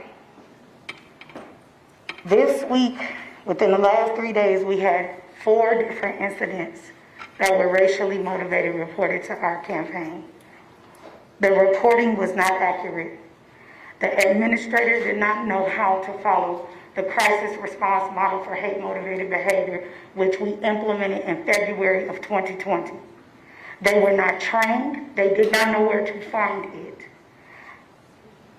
I'm asking that you all implement the training and fix the reporting system immediately. If it takes us 90 days to write the policy, fine, but the reporting needs to be done now, and the accountability and transparency needs to be implemented ASAP. That can be done. That training to at least the administrators can be done. Thank you. Thank you, Deshante Marshall. We have now Jordan Hankins, we have Cecia Alvarado, and J.C. Corlo. Hello, my name is Jordan Hankins, and I am here representing myself as a former K-12 student and also a current UNLV grad student. I'm almost done, I'll graduate soon. So I'm actually here, of course, in support of 1865's anti-racism policy that they've been begging the school district to implement for over 2 years now. Actually, it's about 60 years overdue. When my aunt first moved here in the 1960s, she was asked by her colleague, approached by her colleague, and her colleague said, "Hey, I'm surprised you don't smell. I always thought black people smell." Last year, my younger sister, who was a high school teacher here in the Clark County School District, was referred to as a slave by her colleague. "Oh, I miss having you as a slave." These are things that our students and our educators don't need to deal with. So I'm going to make my demand short because it's not an ask, it's a demand on behalf of my community that in 2023, 2024, we need to double the amount, triple the amount of black educators that we have in the district because we need educators who can relate to our students. Right now, we only have 1,500 black educators out of 18,000 in the district. That's unacceptable. Thank you. Thank you, Ms. Hankins. Cecia Alvarado, J.C. Corlo, Yesenia Gonzalez. Good evening. My name is Cecia Alvarado. I'm the Nevada State Director for Mi Familia Vota, and I'm here in solidarity with my sister, my hermanas, from 1865. I'm going to keep it very short. Bringing up a concern about the task force. We have documentation, text messages, and interactions of people that are being asked if they would like to join. The community were given an opportunity to apply. They should not be asked if they want to join if they didn't apply. We need to have transparency. We need to be able to trust your leadership. And if we can't trust your leadership to select a task force and to implement a policy, how can we trust you to make decisions that are affecting our kids day to day? So I'll keep it very simple. We're not asking anymore. We're demanding. Write the policy, implement it, and enforce it. Thank you. Thank you, Ms. Alvarado. J.C. Corlo, Yesenia Gonzalez, and then Tiffany Stapleton. I am here in the name of the great governor of the universe, Jesus Christ. All authority and power rests with him. On agenda item 5.0, anti-racism policy should be based on the doctrine of hatred. Ultimately, racism is an ugly truth that exists in the forms of all men. Does CCSD teach the etymology of slave? For the children, I quote, the word slave comes from Slavs, a European ethnic group, because they were once enslaved by the great majority of the world, according to Francis Marie, PhD, Syracuse University. Racism is a hatred not limited to just one people. Hatred is sin, and all men and women sin alike. It is impossible for me to be racist because I was raised by a woman from Africa. So I've seen police brutality, and I've seen the police lose all their footage when they commit police brutality. So we're not so different to people who think I am your enemy. For the record, before the CCSD, I was attacked and harassed by 5 or 6 people behind me. They are not peaceful. Behind me on the left is a group called BLM and a self-proclaimed Antifa.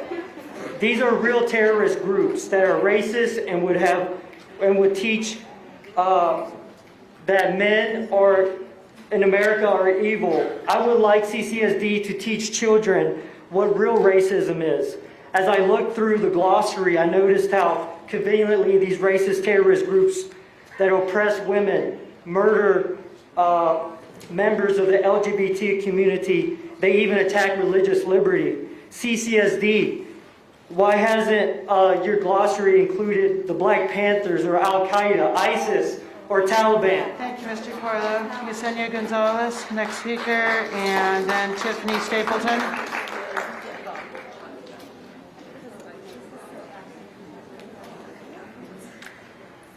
Members of the board, Presidente Cavazos, Dr. Jara, Yesenia Gonzalez for the record, and a member of the Superintendent's External Anti-Racism and Equity and Inclusion Task Force Committee. We need this policy written. Not only that, but AB 371 implemented and followed as it became law July 1st, 2021.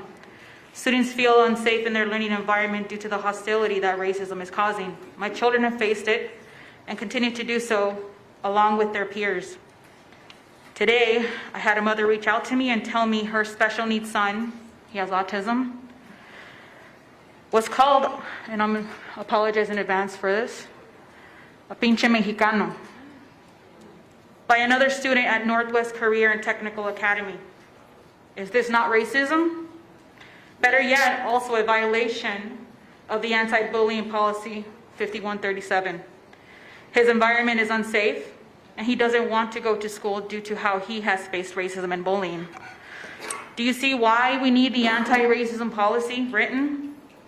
This is a small example of one of the many students who must face this daily. Racism isn't patriotism. Let me be clear on that. Thank you, Sonia. Tiffany Stapleton, and then Joseph, I think it's McNally. Go ahead. Good afternoon, or good evening, I guess. First, I want to say to the black gentleman who spoke, the older gentleman, you're my hero. You're my hero. You said exactly what needs to be said.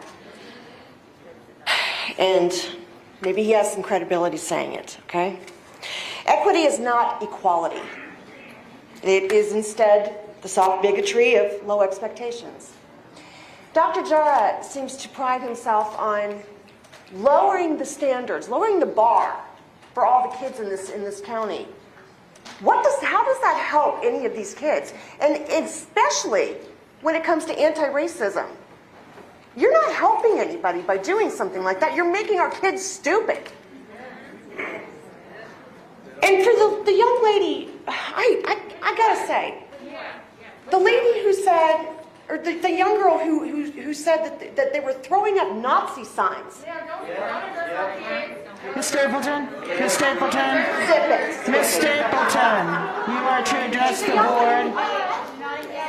Security, please turn off the mic. Please cut the mic.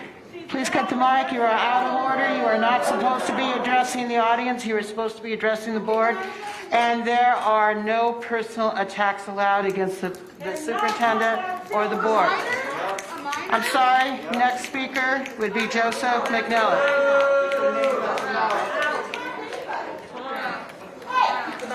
Joseph McNally, and then Yared Retta. Please remove yourself from the podium. Please, audience, we do not want to have to clear the room. Do not engage. She is being removed from the podium. Mr. Is it McNally? I'm sorry if I got that incorrect. And then Yared Retta.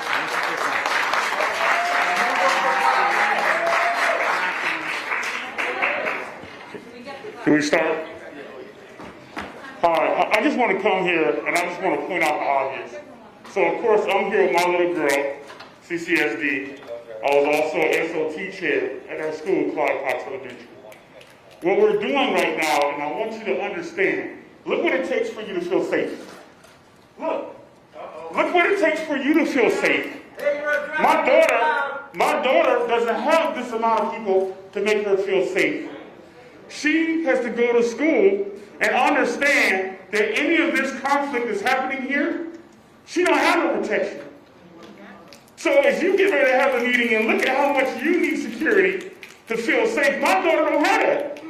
So as I work to do whatever I can to make sure she goes to school, graduates, goes to UNLV, graduates, and be a successful part of the community and give back, she has to worry about how safe she can feel. Because you are sitting here right now, and the only reason you feel safe is because you have this.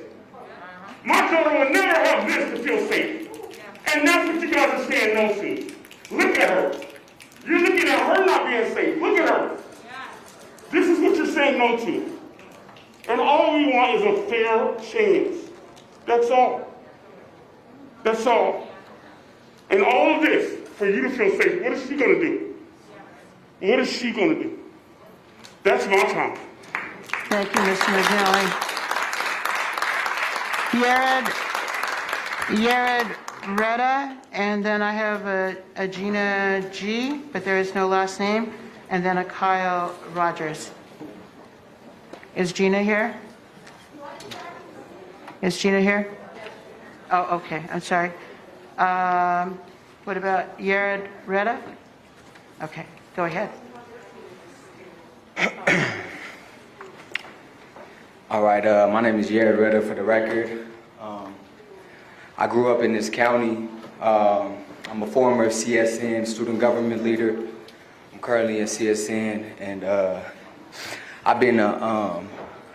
fell victim to recidivism a lot, right? So I grew up in here, and so in prison, we're conformed into strategic racism to where they sell you up differently, right, to your own race. Now I'm gonna get into my point, right, with the anti-racism.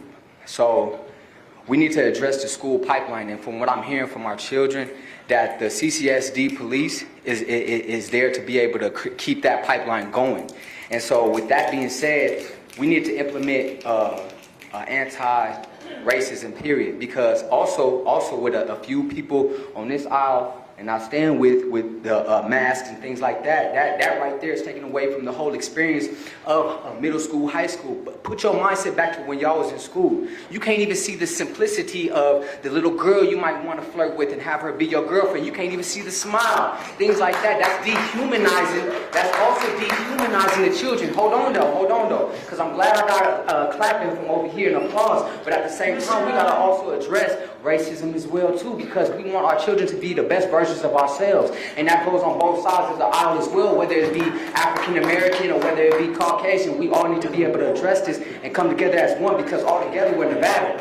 We're all Nevada, different shades of Nevada, so we need to be able to move forward in this so everybody can feel comfortable enough and not feel like they're always being attacked for racism or being attacked for racism in both sides of the field. So all I say is, man, it's about the children. So as long as we can be able to come together as one community, come on, man. We are in the bottom percentile of the education, and on top of that, we're the 5th largest school district. Come on, let's heal. Let's heal each other, because we can do this together. Because I stand against, I'm a full-blooded Ethiopian. So there's stuff going on back there. Thank you, Ms. Retta. Next speaker, Gina. And Gina, after Gina is Kyle Rogers, if he's here. Hi, my name is Gina. I'm not white. I'm actually Sicilian and Hispanic. And I was born and raised on the east side of Las Vegas. I say I survived because I'm 43, and I actually made it out alive.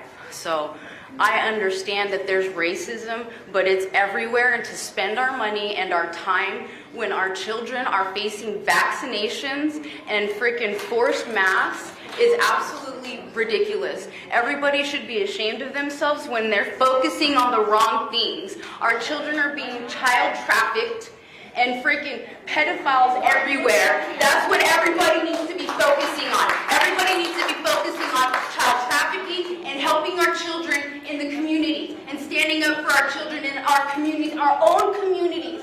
Like I said, everybody has a voice and everybody can stand up for their children. Everybody. I can look at anybody I want to. Okay, so anyway. Are you going to be speaking on 5.01 anti-racism policy? Critical race theory should not be freaking in our schools for no reason. I still have 52 seconds left. If you are not going to be speaking on 5.01, then you will have to wait till 8.01 to speak. That's what everybody's been speaking on. 5.01, your comments are not presently on 5.01. Okay, so I'm speaking on what everybody's presently been speaking on, which is the CRT or the I'm sorry, the topic is not CRT. Do you have comments on 5.01?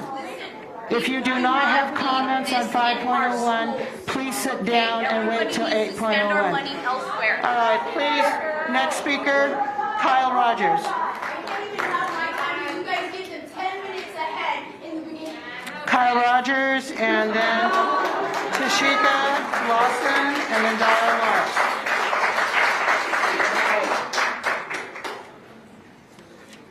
Nope. Go ahead. I'm good to go? Okay. Good to go. Kyle Rogers, for the record. I am a teacher and a parent in Clark County School District. So, to be frank, I don't really trust CCSD with this anti-racism policy. I don't trust that the selection process has been transparent. I don't trust that it's been fair and equitable. I signed up to be on this task force and I was not called, and I know at the last update that we received on this, we were told that everyone was going to get a call about it. On top of that, we have people like Power to the Parent on this committee who were very abusive to people during the gender diverse policy. And in fact, we had someone a little bit ago in the hall up there say that trans kids have mental illness, creating an unsafe environment in here for trans folks, right? So if we can't even have a safe learning environment in here, how are we going to have it when these kinds of people are on the committee? So I'm asking that everyone who is on the committee be required to say they are dedicated to anti-racism. If they are not willing to say that, they need to be kicked off. Secondly, let's see, got a couple things here. Also, if we do not take action quickly, things are quickly boiling over in Clark County School District. My kid goes to Arborview, and because of recent incidences, there are now whispers among the kids about violence occurring. Okay, there's talks of some kids looking for other kids because of objects they're wearing, and because of our history, particularly at Arborview, this is very frightening. This needs to be dealt with quickly. Thank you. Thank you, sir. Please remove that person. Please, security.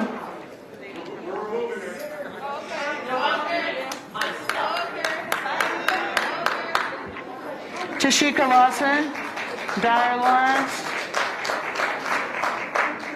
Camila Bywaters.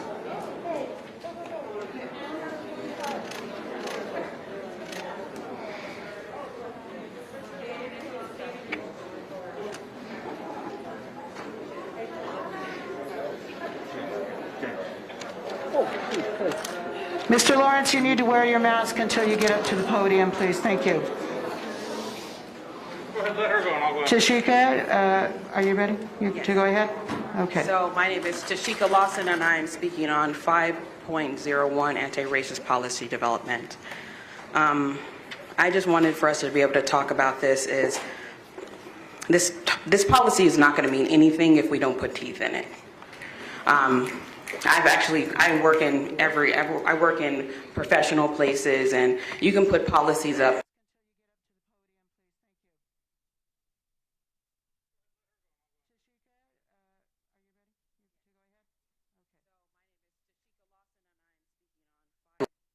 So if we're going to be able to do it, this policy should be able to, it should actually be authored and written by the people who are most affected: the students, the parents, support staff, teachers, professional workers, support staff, administrators, and commissioners.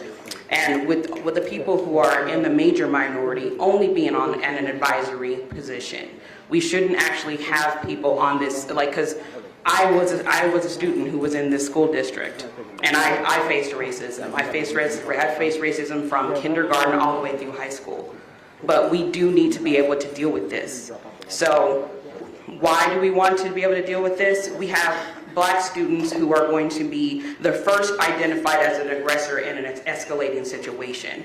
We have our Black males who are going to lead the metrics when it comes to students who are expelled, followed closely by Black females. And there's a gulf in between those demographics. We have racial slurs that are aimed at our children that serve to diminish their characters and scar these budding souls.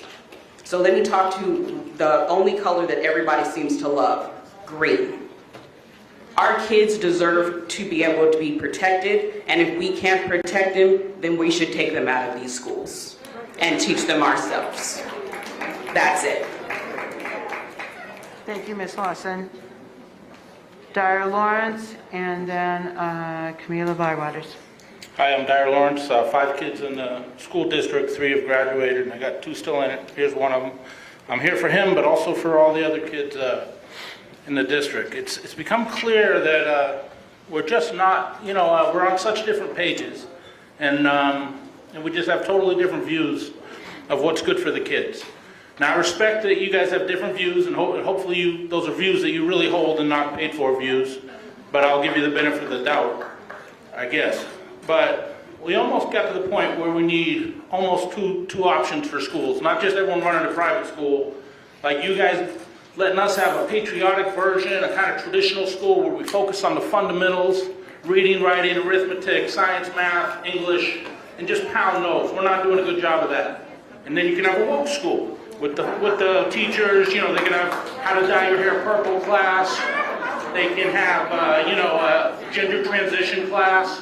While we're pounding the fundamentals into our kids, Are we going to allow? you guys have the, Are we going to allow transphobia? hey, why, whoa.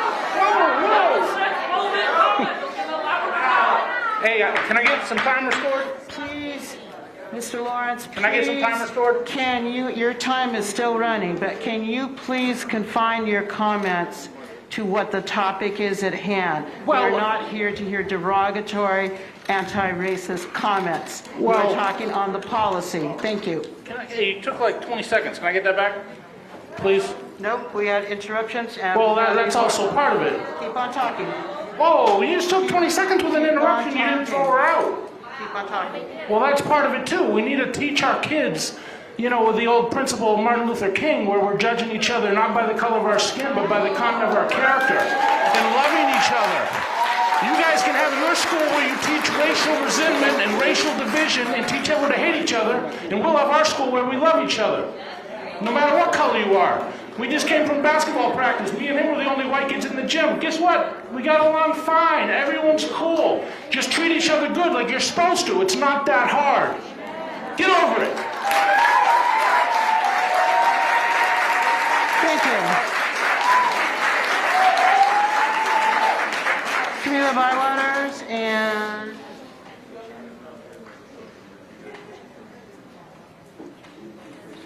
right now. Go ahead, Ms. Bywaters. Okay, thank you. Madam President and members of the board, Superintendent Jara, my name is Camila Bywaters, and I'm the president of the Las Vegas Alliance of Black School Educators, better known as LAVAPSE. And we are here in support of No Racism in Schools, 1865. We are demanding that the anti-racism policy is completed within 90 days. You have the staff has the salary to get it done, so let's get that done.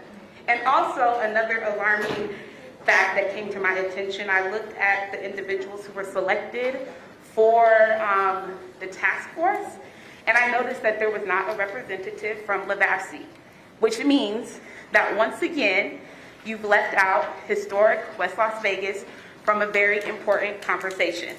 Please inform me of which organization or individuals on that list have a historical relevance about historical West Las Vegas and who have been here longer than 10, 20, 30, even 40 years to be able to provide input in that process. Trustee Evelyn Garcia Morales, you had an opportunity to come into historic West Las Vegas to have a community conversation with Matt Kelly, with parents from Matt Kelly. So it is alarming to me that no one from that community was appointed or selected or given an opportunity to apply for the task force. One thing that I've noticed is that the application process was online. We already understand that there's a digital divide. So there were people, for example, Minister Rogers from the Pastor Rogers from the Ministers Alliance did not have an opportunity to fill out the application. So I'm hoping in your tours around historic West Las Vegas that you would take the opportunity to advocate for someone who would be able to speak on behalf of historic West Las Vegas on that task force. Thank you, Ms. Bywaters. David Gomez and then Justin Smith.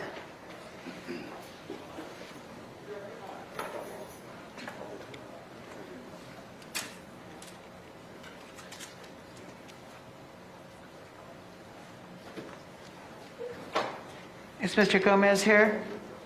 I thought I saw him earlier. Justin Smith?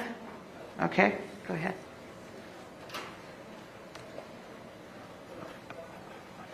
Is it on? Yes. How's everybody? Yes, it is.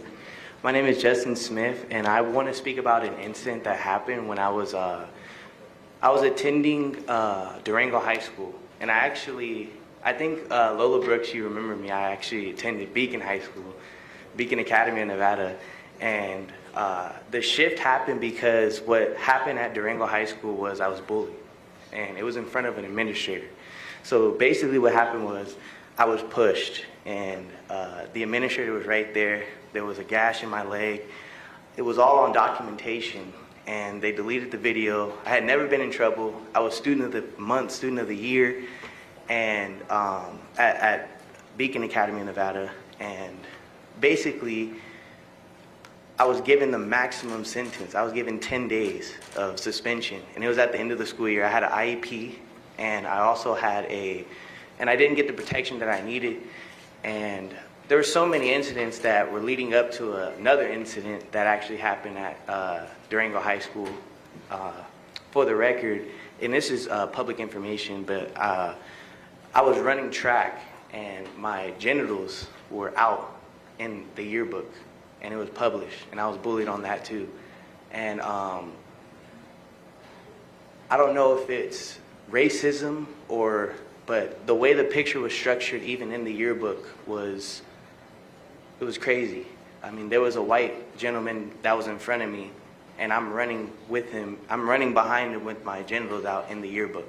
So, and that's actually something that's ongoing even right now. So I just wanted to say that here, because I'm even, like, if I wasn't strong-minded, I wouldn't be here right now. I wouldn't. So I just want to say that, and I appreciate it. Thank you.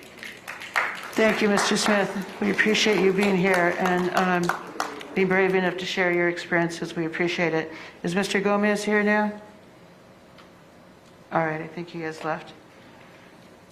That concludes our testimony, our public comments on, oh, yes, Mr. Frazee.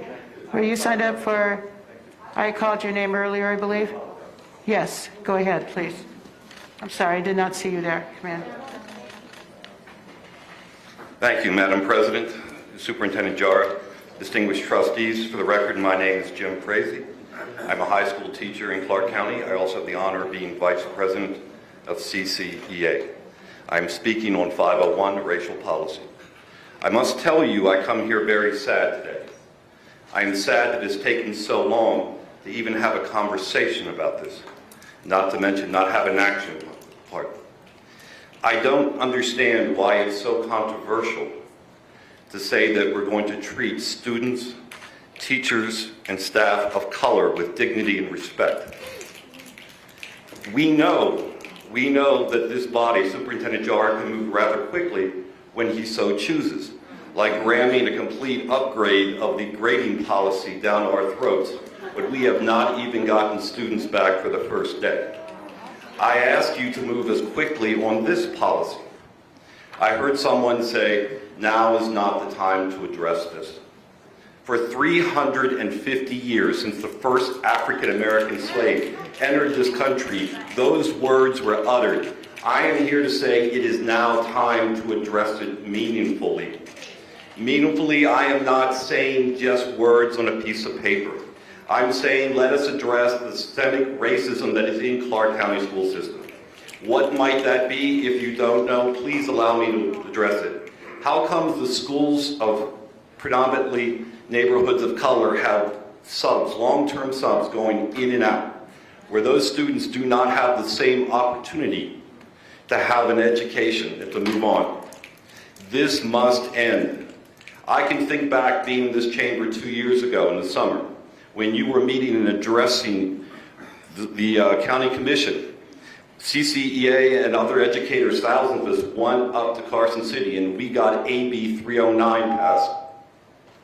Thank you, Mr. Frazee, for your testimony. Is there a Jim Blocky here? Because we had missed him before, and I don't know if he was in the conference room. Is that Mr. Blocky approaching? Yes, it is. Please go ahead, sir.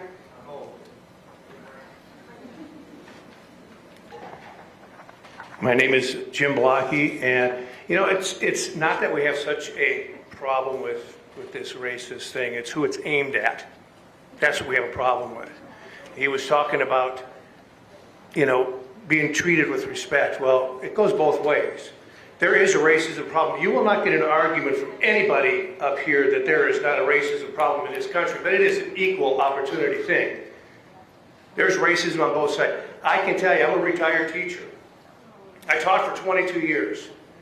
I, at one point, because I was white, couldn't take my family out anywhere without being weaponized. Because I was in fear for my life, because there was people out there, kids, who had teardrops in their eyes, who were Hispanic, who were black, who were Asian, who threatened to kill me and my family because I was white. You know, they think it's funny. You know, this is exactly, they're the ones over here who are whining about the lack of teachers. Well, it's their disrespect toward Christian conservative teachers is why Christian conservative teachers quit. It's because of these hate-filled liberals. And by the way, Thomas Jefferson wrote legislation on 6 different occasions to abolish slavery, only to be defeated by liberals like this over here. And you as a teacher of history should have known that. Racism is out there and needs to be dealt with. If you're only going to deal with half of it, if you're only going to deal with me, that's not dealing with racism. That's saying, hey, we just want to move the racism from one side to the other. I noticed not one person, when the quote of Martin Luther King, not one of these people over here applauded. Because they don't want equality, they want special treatment.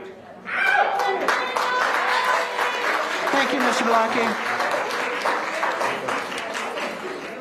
That concludes our discussion on 5.01. I'm sorry, are you Stephanie Kingsley? I'm sorry, you will not be speaking tonight. I'm sorry, you will not be speaking. I'm sorry. Ms. Cardenas, you already spoke on anti-racism out of order. On another item, you will not be speaking. Thank you.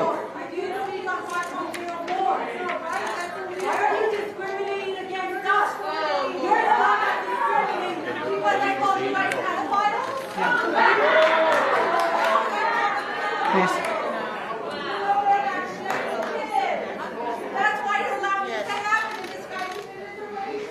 Trustees, we are now going to move on, and I want to thank everyone who testified on 5.01. I know that this is a very sensitive topic, and we welcome your comments. We are now going to move on to the consent agenda information.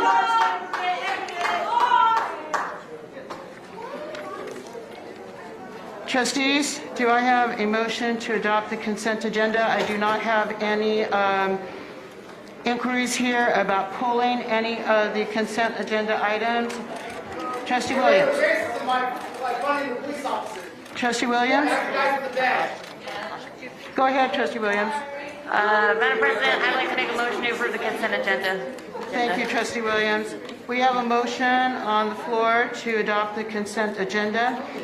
Second. Trustee, I'm sorry, I'm going to go back. Trustee Williams, could I have you amend that to include agenda item 3.19, please? Yes, I apologize.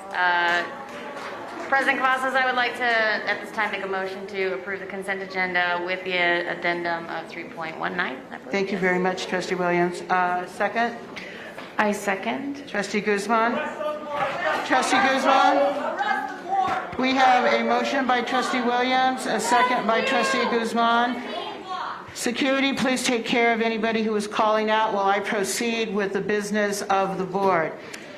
Trustees, we have a motion by Trustee Williams, including addenda item 3.19 to adopt the consent agenda.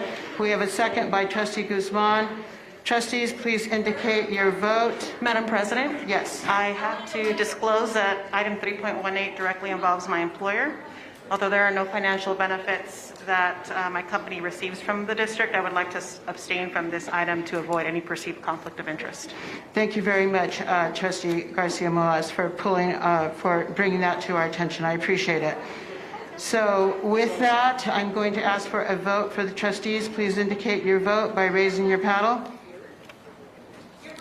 That vote passes 5-0, noting that there is an abstention by Trustee Garcia Morales and that Trustee Irene Cepeda is not with us tonight. Thank you so much, trustees. We are now going to go to Trustee Garcia Morales, who will please read the warrants. Thank you, Madam President. The ratified warrants as listed in the bills payable transmittal and board memorandum number 03-21-22, in the total amount of $128,476,476.73. Thank you, Trustee Garcia Morales. Number 4, we have no formative board reports and updates. There are no items under that section today. We're now going to move on. We've already done 501 on the comments only. So we're going to go to Trustee and Superintendent business items, and I believe Superintendent Jara wants to speak here. I do, Madam President, members of the board, as Dr. Barton comes up, and Dr. Scavella and Mr. Moeller, I'd like to introduce our new Chief Communications Officer, Todd Story, who we just appointed with your vote on the consent agenda.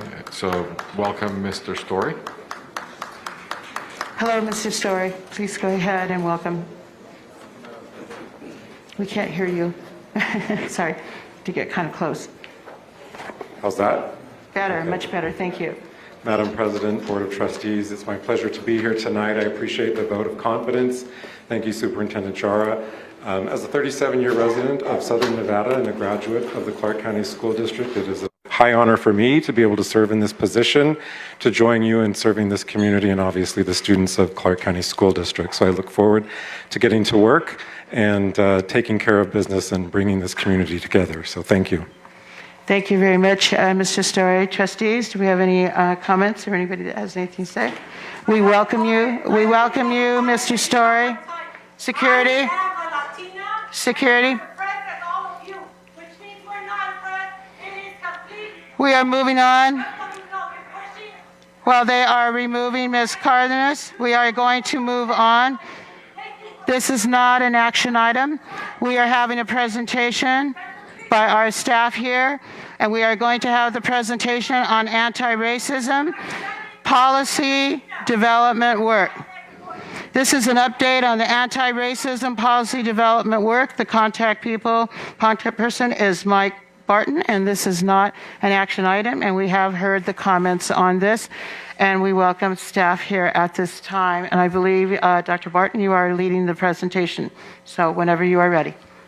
Did you want to? Thank you, Madam President, members of the board, Superintendent Jara. The team is here this evening to provide an update on the work around the anti-racism policy development. So tonight's presentation will discuss the following: the anti-racism external task force that has been recently convened or formed, I apologize, and to convene shortly. Also provide an update on some of the norming processes that will occur with that team as they begin meeting, and again, developing a policy that will eventually come to this board for approval. So, Madam President, with your permission, I'd like to turn it over to Dr. Scavella.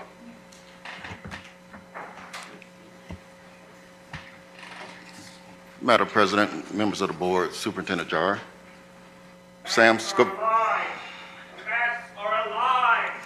Please remove that person.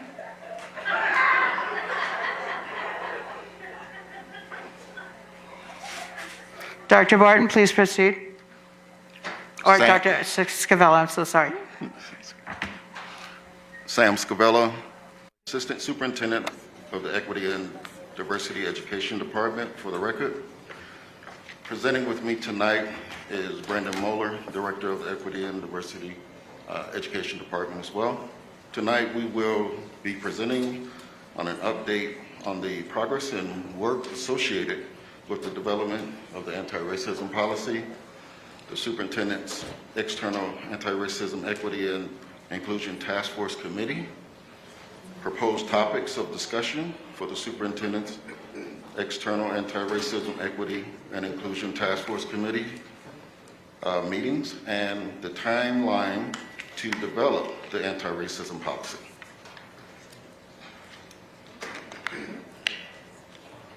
"38 participants were identified to serve on the Superintendent's External Anti-Racism Equity and Inclusion Task Force Committee.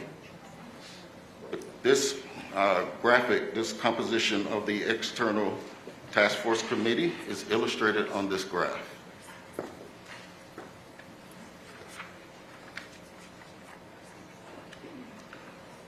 The Superintendent's External Anti-Racism Equity and Inclusion Task Force Committee meetings are in the process of being scheduled.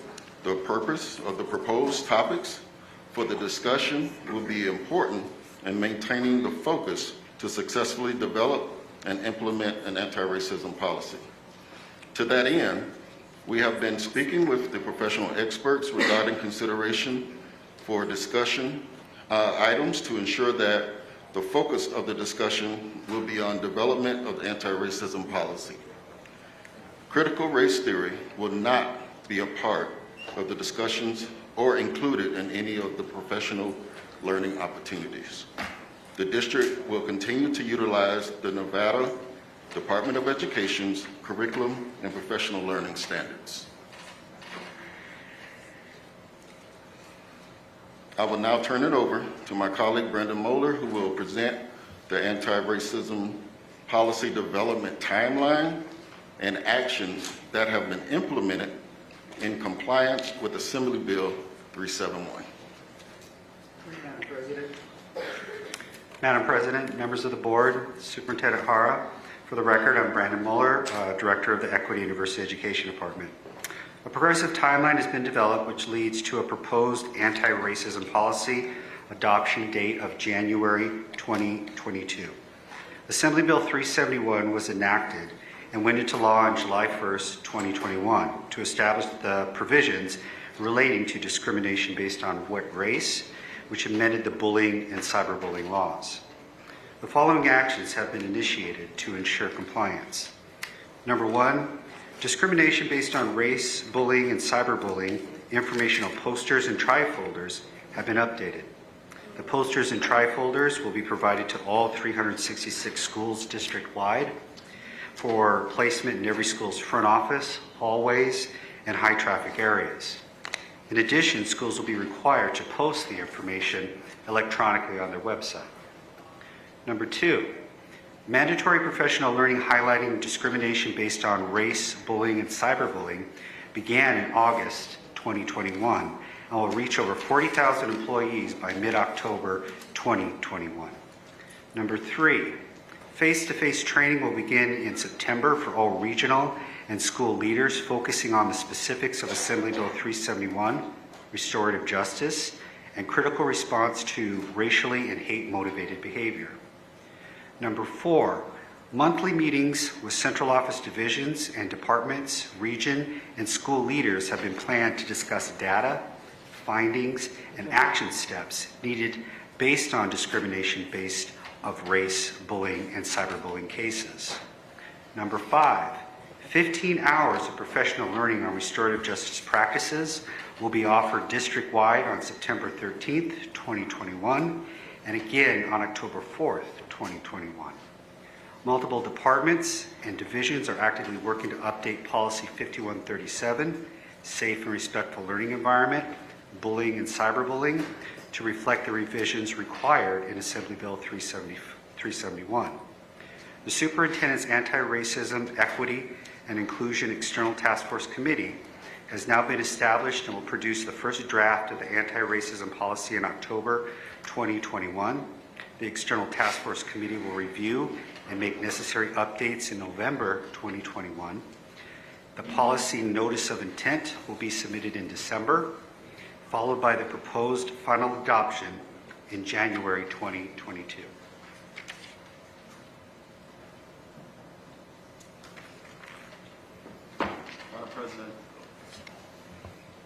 Madam President, that concludes tonight's presentation.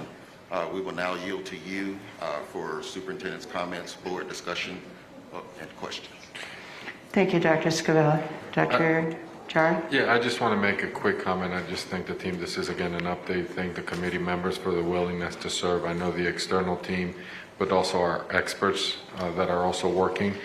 I do want to just also not included in here, but I know that we have been working, the school district, with two associations, Nevada ALAS and Nevada NAVASA, Nevada Association African American School Administrators, working with them, Bridging the Gap Conference, which has been finalized and scheduled September 24-25th, which is a 2-day conference. Really excited. I had a great conversation yesterday with Dr. Brian Marks, who has been here before with My Brother's Keeper, He has agreed to come back, actually working.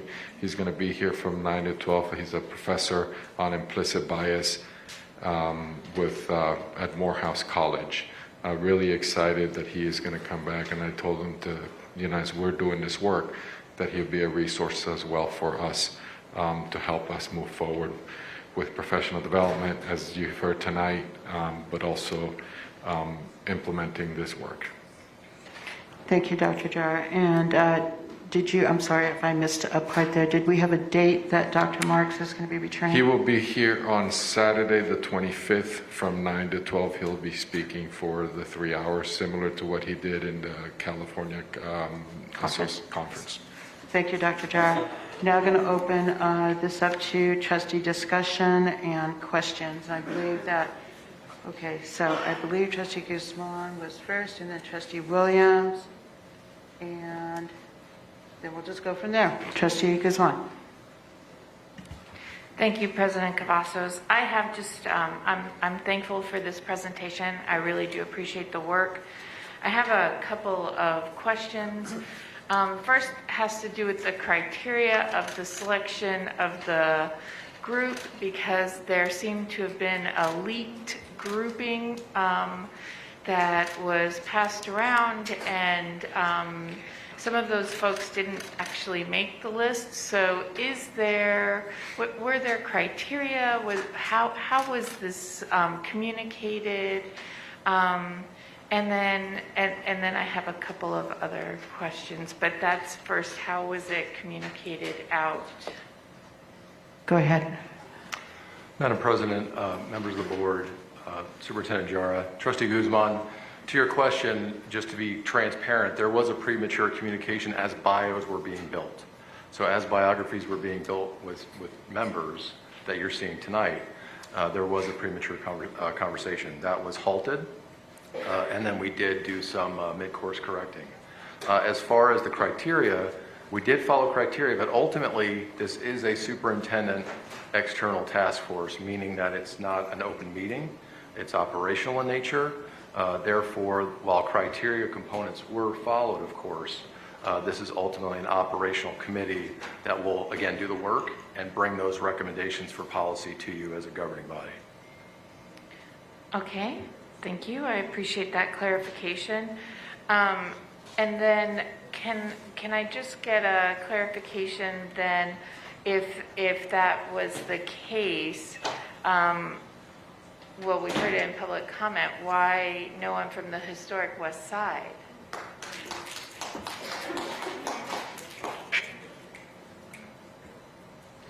Dr. Barton, Dr. Barton, go ahead. Madam President, members of the board, Dr. Jara, Trustee Guzman, to your question, remember that this committee, we initially wanted to target 25 participants. It's been extended beyond that, obviously, so we appointed several more members. If we need to revisit, we will. We're happy to. But we know that this committee will be the driving force, and the sooner that it gets started, the sooner we can get pen to paper. But there are going to be ongoing conversations with multiple stakeholders regarding this work. And if there are, that particular community does have obviously a vested interest in this work. My team here will be committed to ongoing conversations with all stakeholders. Great. And then I just have one comment about one question about the timeline. Is this a similar timeline to the policy that was written on our trans folks? I'm just curious as if this is a template that we have used before, and if there is a way to speed up our timeline. So Dr. Jara, go ahead. If I may, Madam Chair, Trustee Guzman, that's a great question. If you recall, I believe we brought the first presentation, I'm looking at Brandon, on the timeline, and the conversation was in May, if I'm not mistaken, of this year. This work has been going on, because I know that there's a lot of comments and that, that we're waiting, and why did it take legislation? One of the things that we have been working, at least since I've been here, with the School Justice Partnership, a lot of the restorative practices and the restorative justice. So the work has been going on. The policy for the gender equity took about 18 months. So when you think about from May to December, and if we can speed it up, absolutely something to work on, but bringing a draft of a policy in October is pretty fast paced in the midst of COVID, in the midst of taking care of our children and the work that we're doing across the Clark County School District. Thank you, I appreciate it. That's all. Thank Trustee you, Guzman? President. All right, I believe Trustee Williams was next. Yes.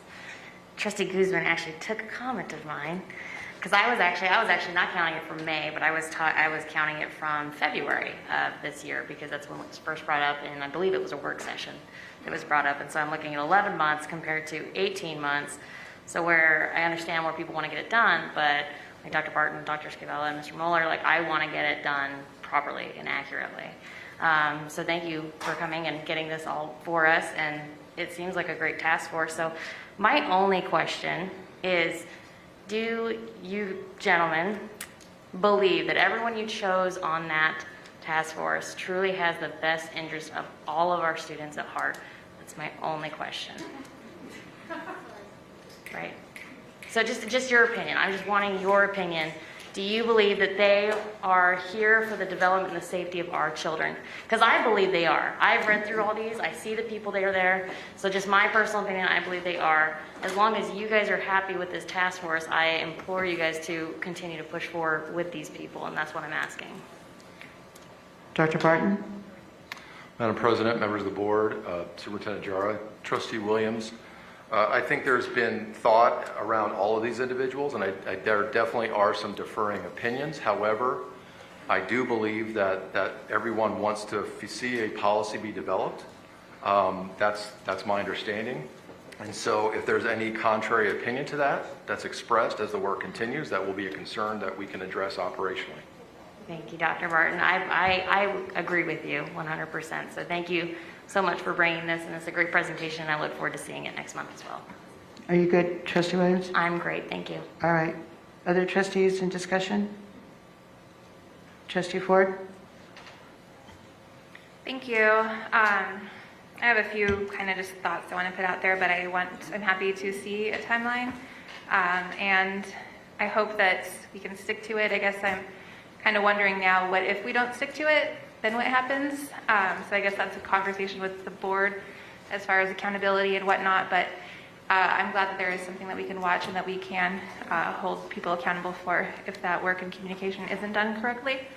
Just kind of want to put on the record that I think you guys have done phenomenal with planning it, with communicating it to the board, despite everything, despite my aggravations with how long it's taken.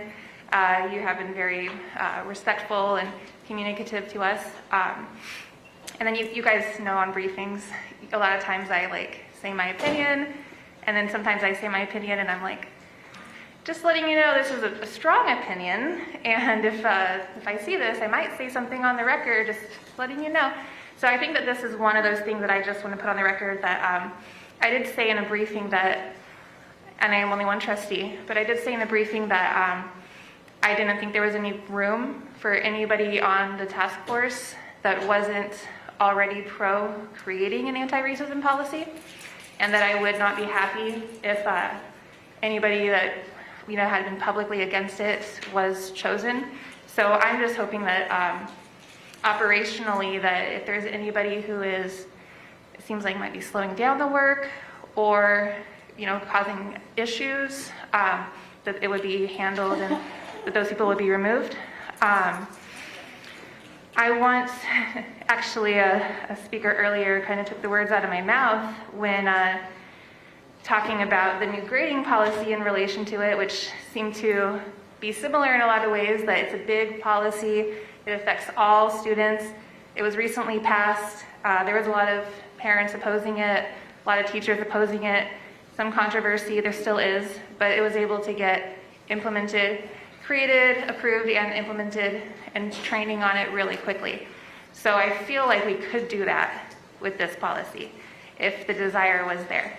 We have the tools.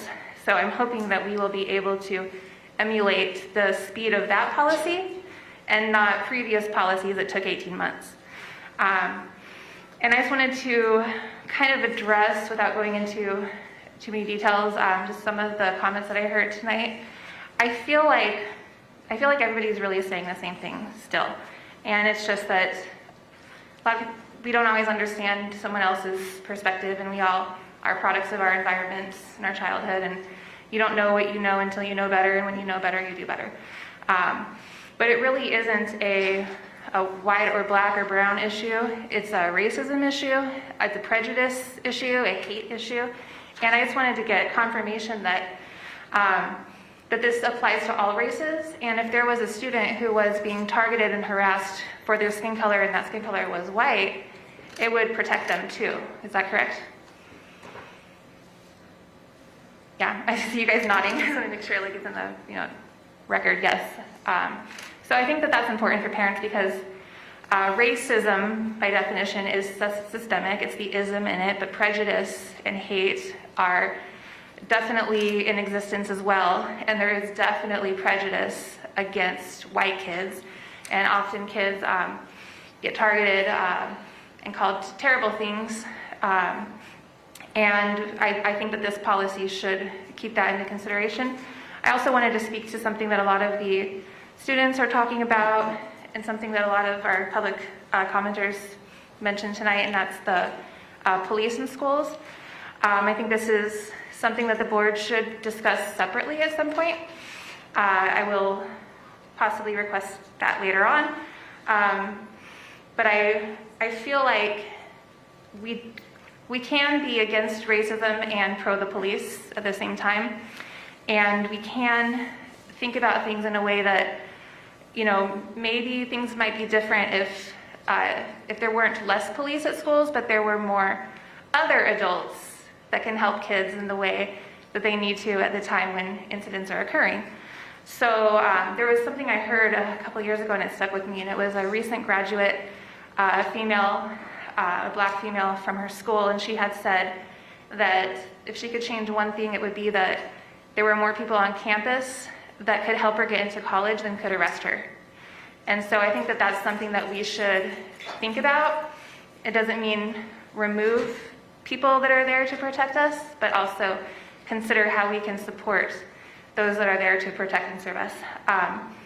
And those are just some of my comments. I feel like everybody is saying the same thing, and I'm really excited to see this work progress and to make a real difference for these students and the next generation of students that go through CCSD.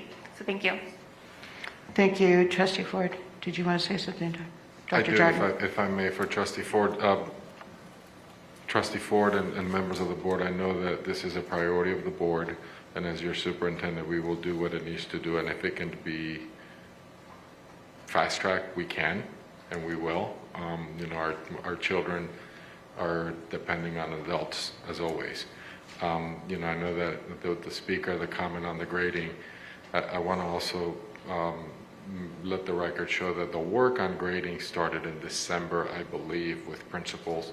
And when you heard our principals presenting to you on the grading, it came from a cabinet conversation, and the principals ran with it, so it was not fast-tracked.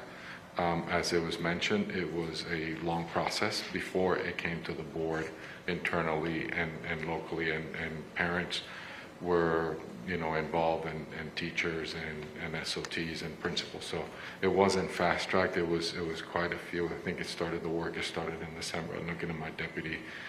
So it wasn't a 2-3 month process. So I want to make sure that that's on the record.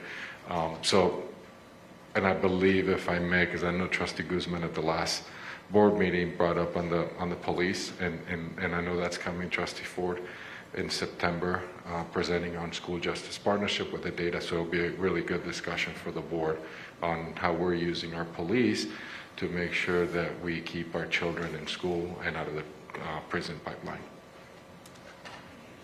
Trustee Ford, are you good? Okay. Trustee Garcia-Morales or Trustee Brooks, and I'll check in with the other trustee also. Go ahead, Trustee Brooks. Thank you, President Cavazos. I just want to thank you for your work on this. I know you're getting a lot of heat for not speeding this along, but I think it's more important that this is done well versus quickly. I do think it would be a great disservice to move this along quickly and do a poor job. Not only is that a disservice to the work at hand, but I think it also hinders future progress. So I do appreciate you guys being thoughtful, purposeful, and inclusive. If there's anything that this community is not a big fan of, it's being left in the dark and us proceeding full speed ahead without them being considered. So I appreciate your work on this, and I look forward to seeing your next update. Thank you, Trustee Brooks. And check in with Trustee Garcia-Morales. Thank you. Thank you, Chair. Thank you, President Cavazos. Gentlemen, thank you so much for the work that you have put into this work. And it is a heavy lift. It's a comprehensive lift.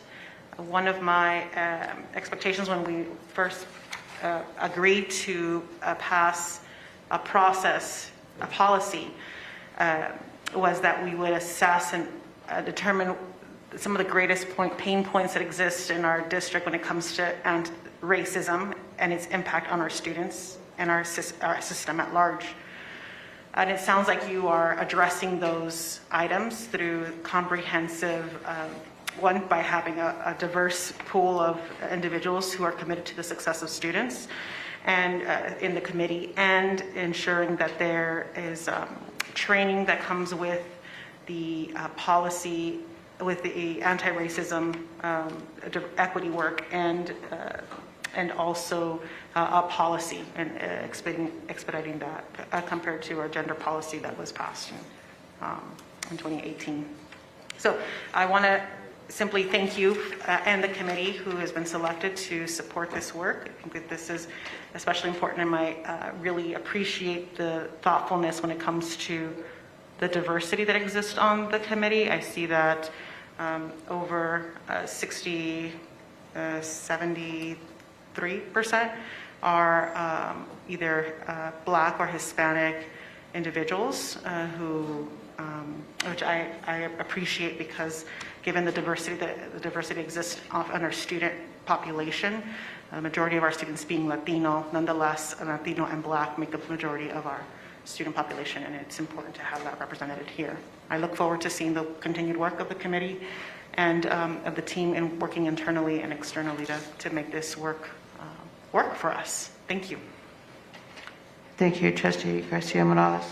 I guess I'm the last one. I have a couple of questions, and also thank you to the team as we proceed with this very heavy lift, as one of my colleagues said. I wanted to ask just basically, are we out of compliance right now with Assemblywoman Brittany Miller's AB 371? Are we, as that was in July 1st? I know that I appreciate you putting that in so that we can see that that's being incorporated. But I know that when we had our anti-racism town hall on Saturday, there were a lot of questions from people about this. So I wonder if you could just elaborate a little bit for our constituents on how that works, since I believe that went into law July 1st. Madam President, members of the board, Superintendent Jara, President Cavazos, we are working very diligently to make sure that we're in compliance. As you heard my colleague Brandon Moeller talk about some of the things that we are implementing. The AB 371 Assembly bill that went into law on July 1st really establishes provisions above the bullying and cyberbullying laws. So with this Assembly bill, it's important to categorize discrimination based on race incidents as racially motivated behavior and hate incidents. There's a requirement that principals are able to categorize and report monthly on this bill, on these behaviors, and that's what we are making sure that happens. It's also part of the law that when addressing these behaviors, we school-based administrators incorporate restorative disciplinary practices. To that end, we are in the process of staffing our office even to a greater extent. We are hiring 4 additional coordinator positions.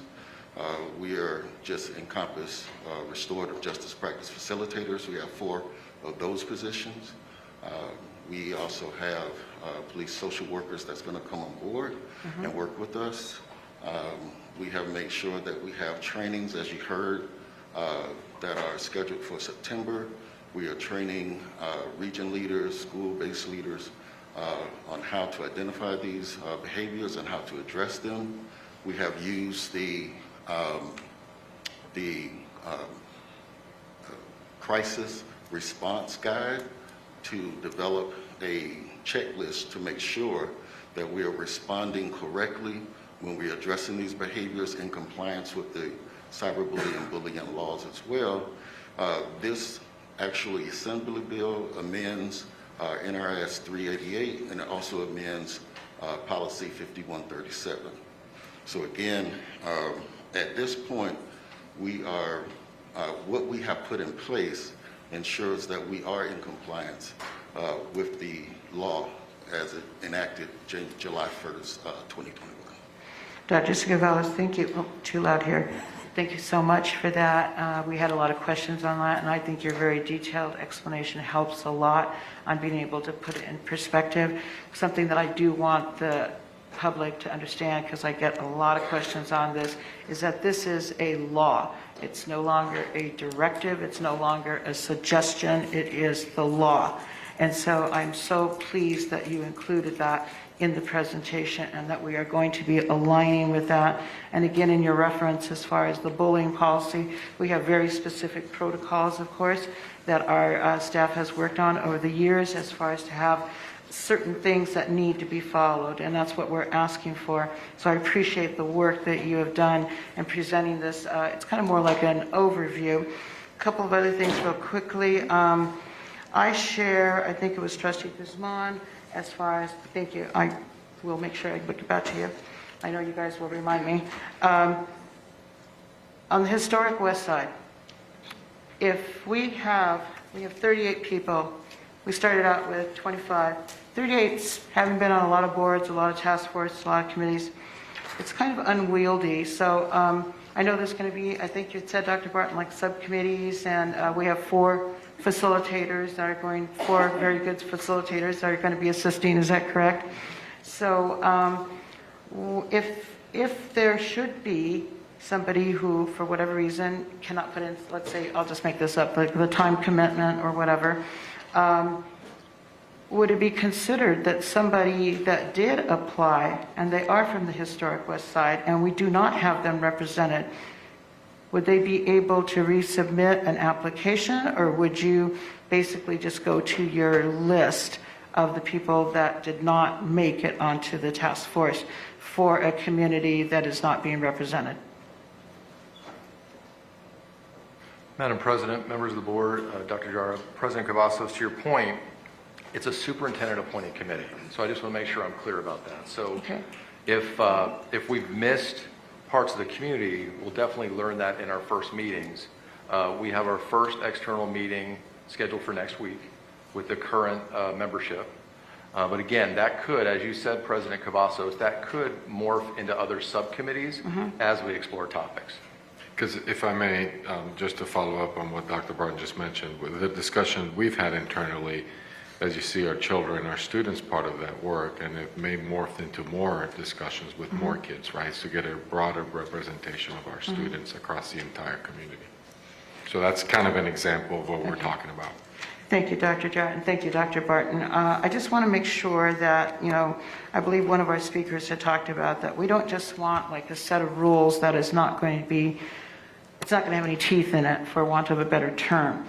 So we don't want to forget that this is not just going to be a set of rules. Again, my favorite thing, looks good on a computer screen, looks good on paper, and I'm not saying that's what you guys are doing. You guys have done an amazing job of this overview that helps us understand not only where you are right now, but where you're going with this.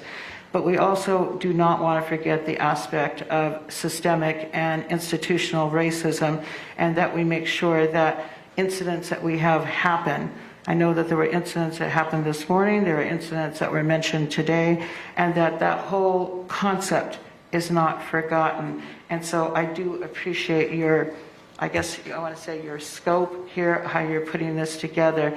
And I thank you for it. And I believe that is the last thing that I have right now. The timeline has already been covered by my colleagues and by Dr. Jara. So again, if there's anything that we can do, I have to say that having been around here for a long time, I would have to say that this is not just a few months behind, this is not just a few years behind, this is a couple of generations behind as far as putting this into place. So anything that you guys can do while still doing a very, very good job, and I know it's a very heavy lift, so I do appreciate your very hard work on this. I believe Trustee Williams was next. And who else had their hand up? Trustee Ford and then Trustee Garcia. What else? Please go ahead. Thank you, Madam President. I just want to put on the record, so we have 2 CCSD police officers on this task force, which I love, right? Because if I'm not mistaken, Dr. Barton, our CCSD police, who are a fine group of individuals, of men and women that are there to protect our children, they actually went through crisis intervention training first, did they not? Madam President, members of the board, Superintendent Jara, Trustee Williams, they've been through multiple trainings. So Right. whether it's a crisis response training, they've been through Trauma 101 training. I know that Chief Blackeye could correct anything I'm misstating, but I know they've been through multiple trainings, even inclusive of restorative practice. Right, I think that's, I'm pretty sure when I got sworn in as the board, they sent me through like this kind of, I want to say it was a display of what they did, and they go through it annually, I believe, and then all new hires are also required to go through this crisis intervention training. Am I correct in thinking that? I think you are, Trustee. Awesome. Thank you so much, Dr. Barton. Part of, if I just Go may ahead, jump Dr. in, John, sorry. because part of the September conversation, and Dr. Barton does a great job in understanding all the training. Our police officers, part of the conversation is to really update the board and the public on all the de-escalation training and all the things that they've done. I tell you, I can't commend them for the work as they're doing when COVID, obviously our kids, and they took it upon themselves and being proactive to really bring in some of the social emotional training as well to really support our truancy officers and our counselors as well. Thank you, Dr. Jara. Thank you, Dr. Jara. Who was next? I'm sorry. Is was Trustee Ford? Thank you. I'm really glad that you mentioned the town hall that we went to on Saturday, because I already planned on sharing a couple notes from it, and it was on a different page than I was looking at, so I would have been really upset if this meeting ended and the item ended without saying it. So thank you. I wanted to share some suggested possible action steps that I kind of put together based on the community comments and questions that showed up on Saturday, and specifically about the bill and how it would apply to anti-racism policy, and Assemblywoman Brittany Miller's responses to that. So this is just for you guys to have and kind of put on the record. Some ideas to look into to make sure that we are following everything is going to be, we should be sending an email to every single educator informing them that it's now a state law, explaining what the law is, and that it is mandatory to tell somebody and report every instance of racism. That could be done quickly. We should go through and red pen the anti-bullying policy to include anti-racism in it. You already covered this, but it was holding district leaders accountable for releasing data. Also a system to investigate situations by the school police that isn't overseen by the school police. I also want to request that we can have a presentation on AB 371 soon, and that Assemblywoman Brittany Miller possibly be invited to the first meeting. Okay, and so that, right out of the gates, we are on track to not violating any laws and making sure that it's all kosher from there. So another one is to look into the campus security monitors. We know that our school police do go through training, but what kind of training do they go through, and who do they report to? We need to have a place to allow for specific reporting and tracking in Infinite Campus, and for parents to be able to report through Infinite Campus, and look into adding restorative justice and anti-racism into the discipline policy. So those are the suggestions that I've kind of put together. Again, this is not from my head, this is based on what the community said and what Assemblywoman Brittany Miller responded to them with. So that's all, thank you. Thank you, Trustee Ford. Trustee Brooks, were you next or was it Trustee Guzman? Sorry, Trustee, sitting right next to me, Trustee Garcia Morales, I apologize. No worries. Thank you so much, President Cavazos. Throughout the presentation, the 6 pages, 6 slides that the team presented, I want to make sure that I state this on the record because I don't see it here. In this presentation and in this work that we're conducting, I want to confirm that there is nothing related to critical race theory in this presentation. All of the work that we're doing here is specific to equity, anti-racism, and ensuring that our students have the tools that they need to be successful and our educators have the tools that they need to be successful. I want to make sure that that this policy has nothing to do with critical race theory. Madam President, if I may. Oh, yeah. Trustee Garcia Morales, I've said it from day one, but I appreciate you bringing that up because it just reminds me of my conversation with Dr. Marks yesterday from Morehouse College, a professor of many years.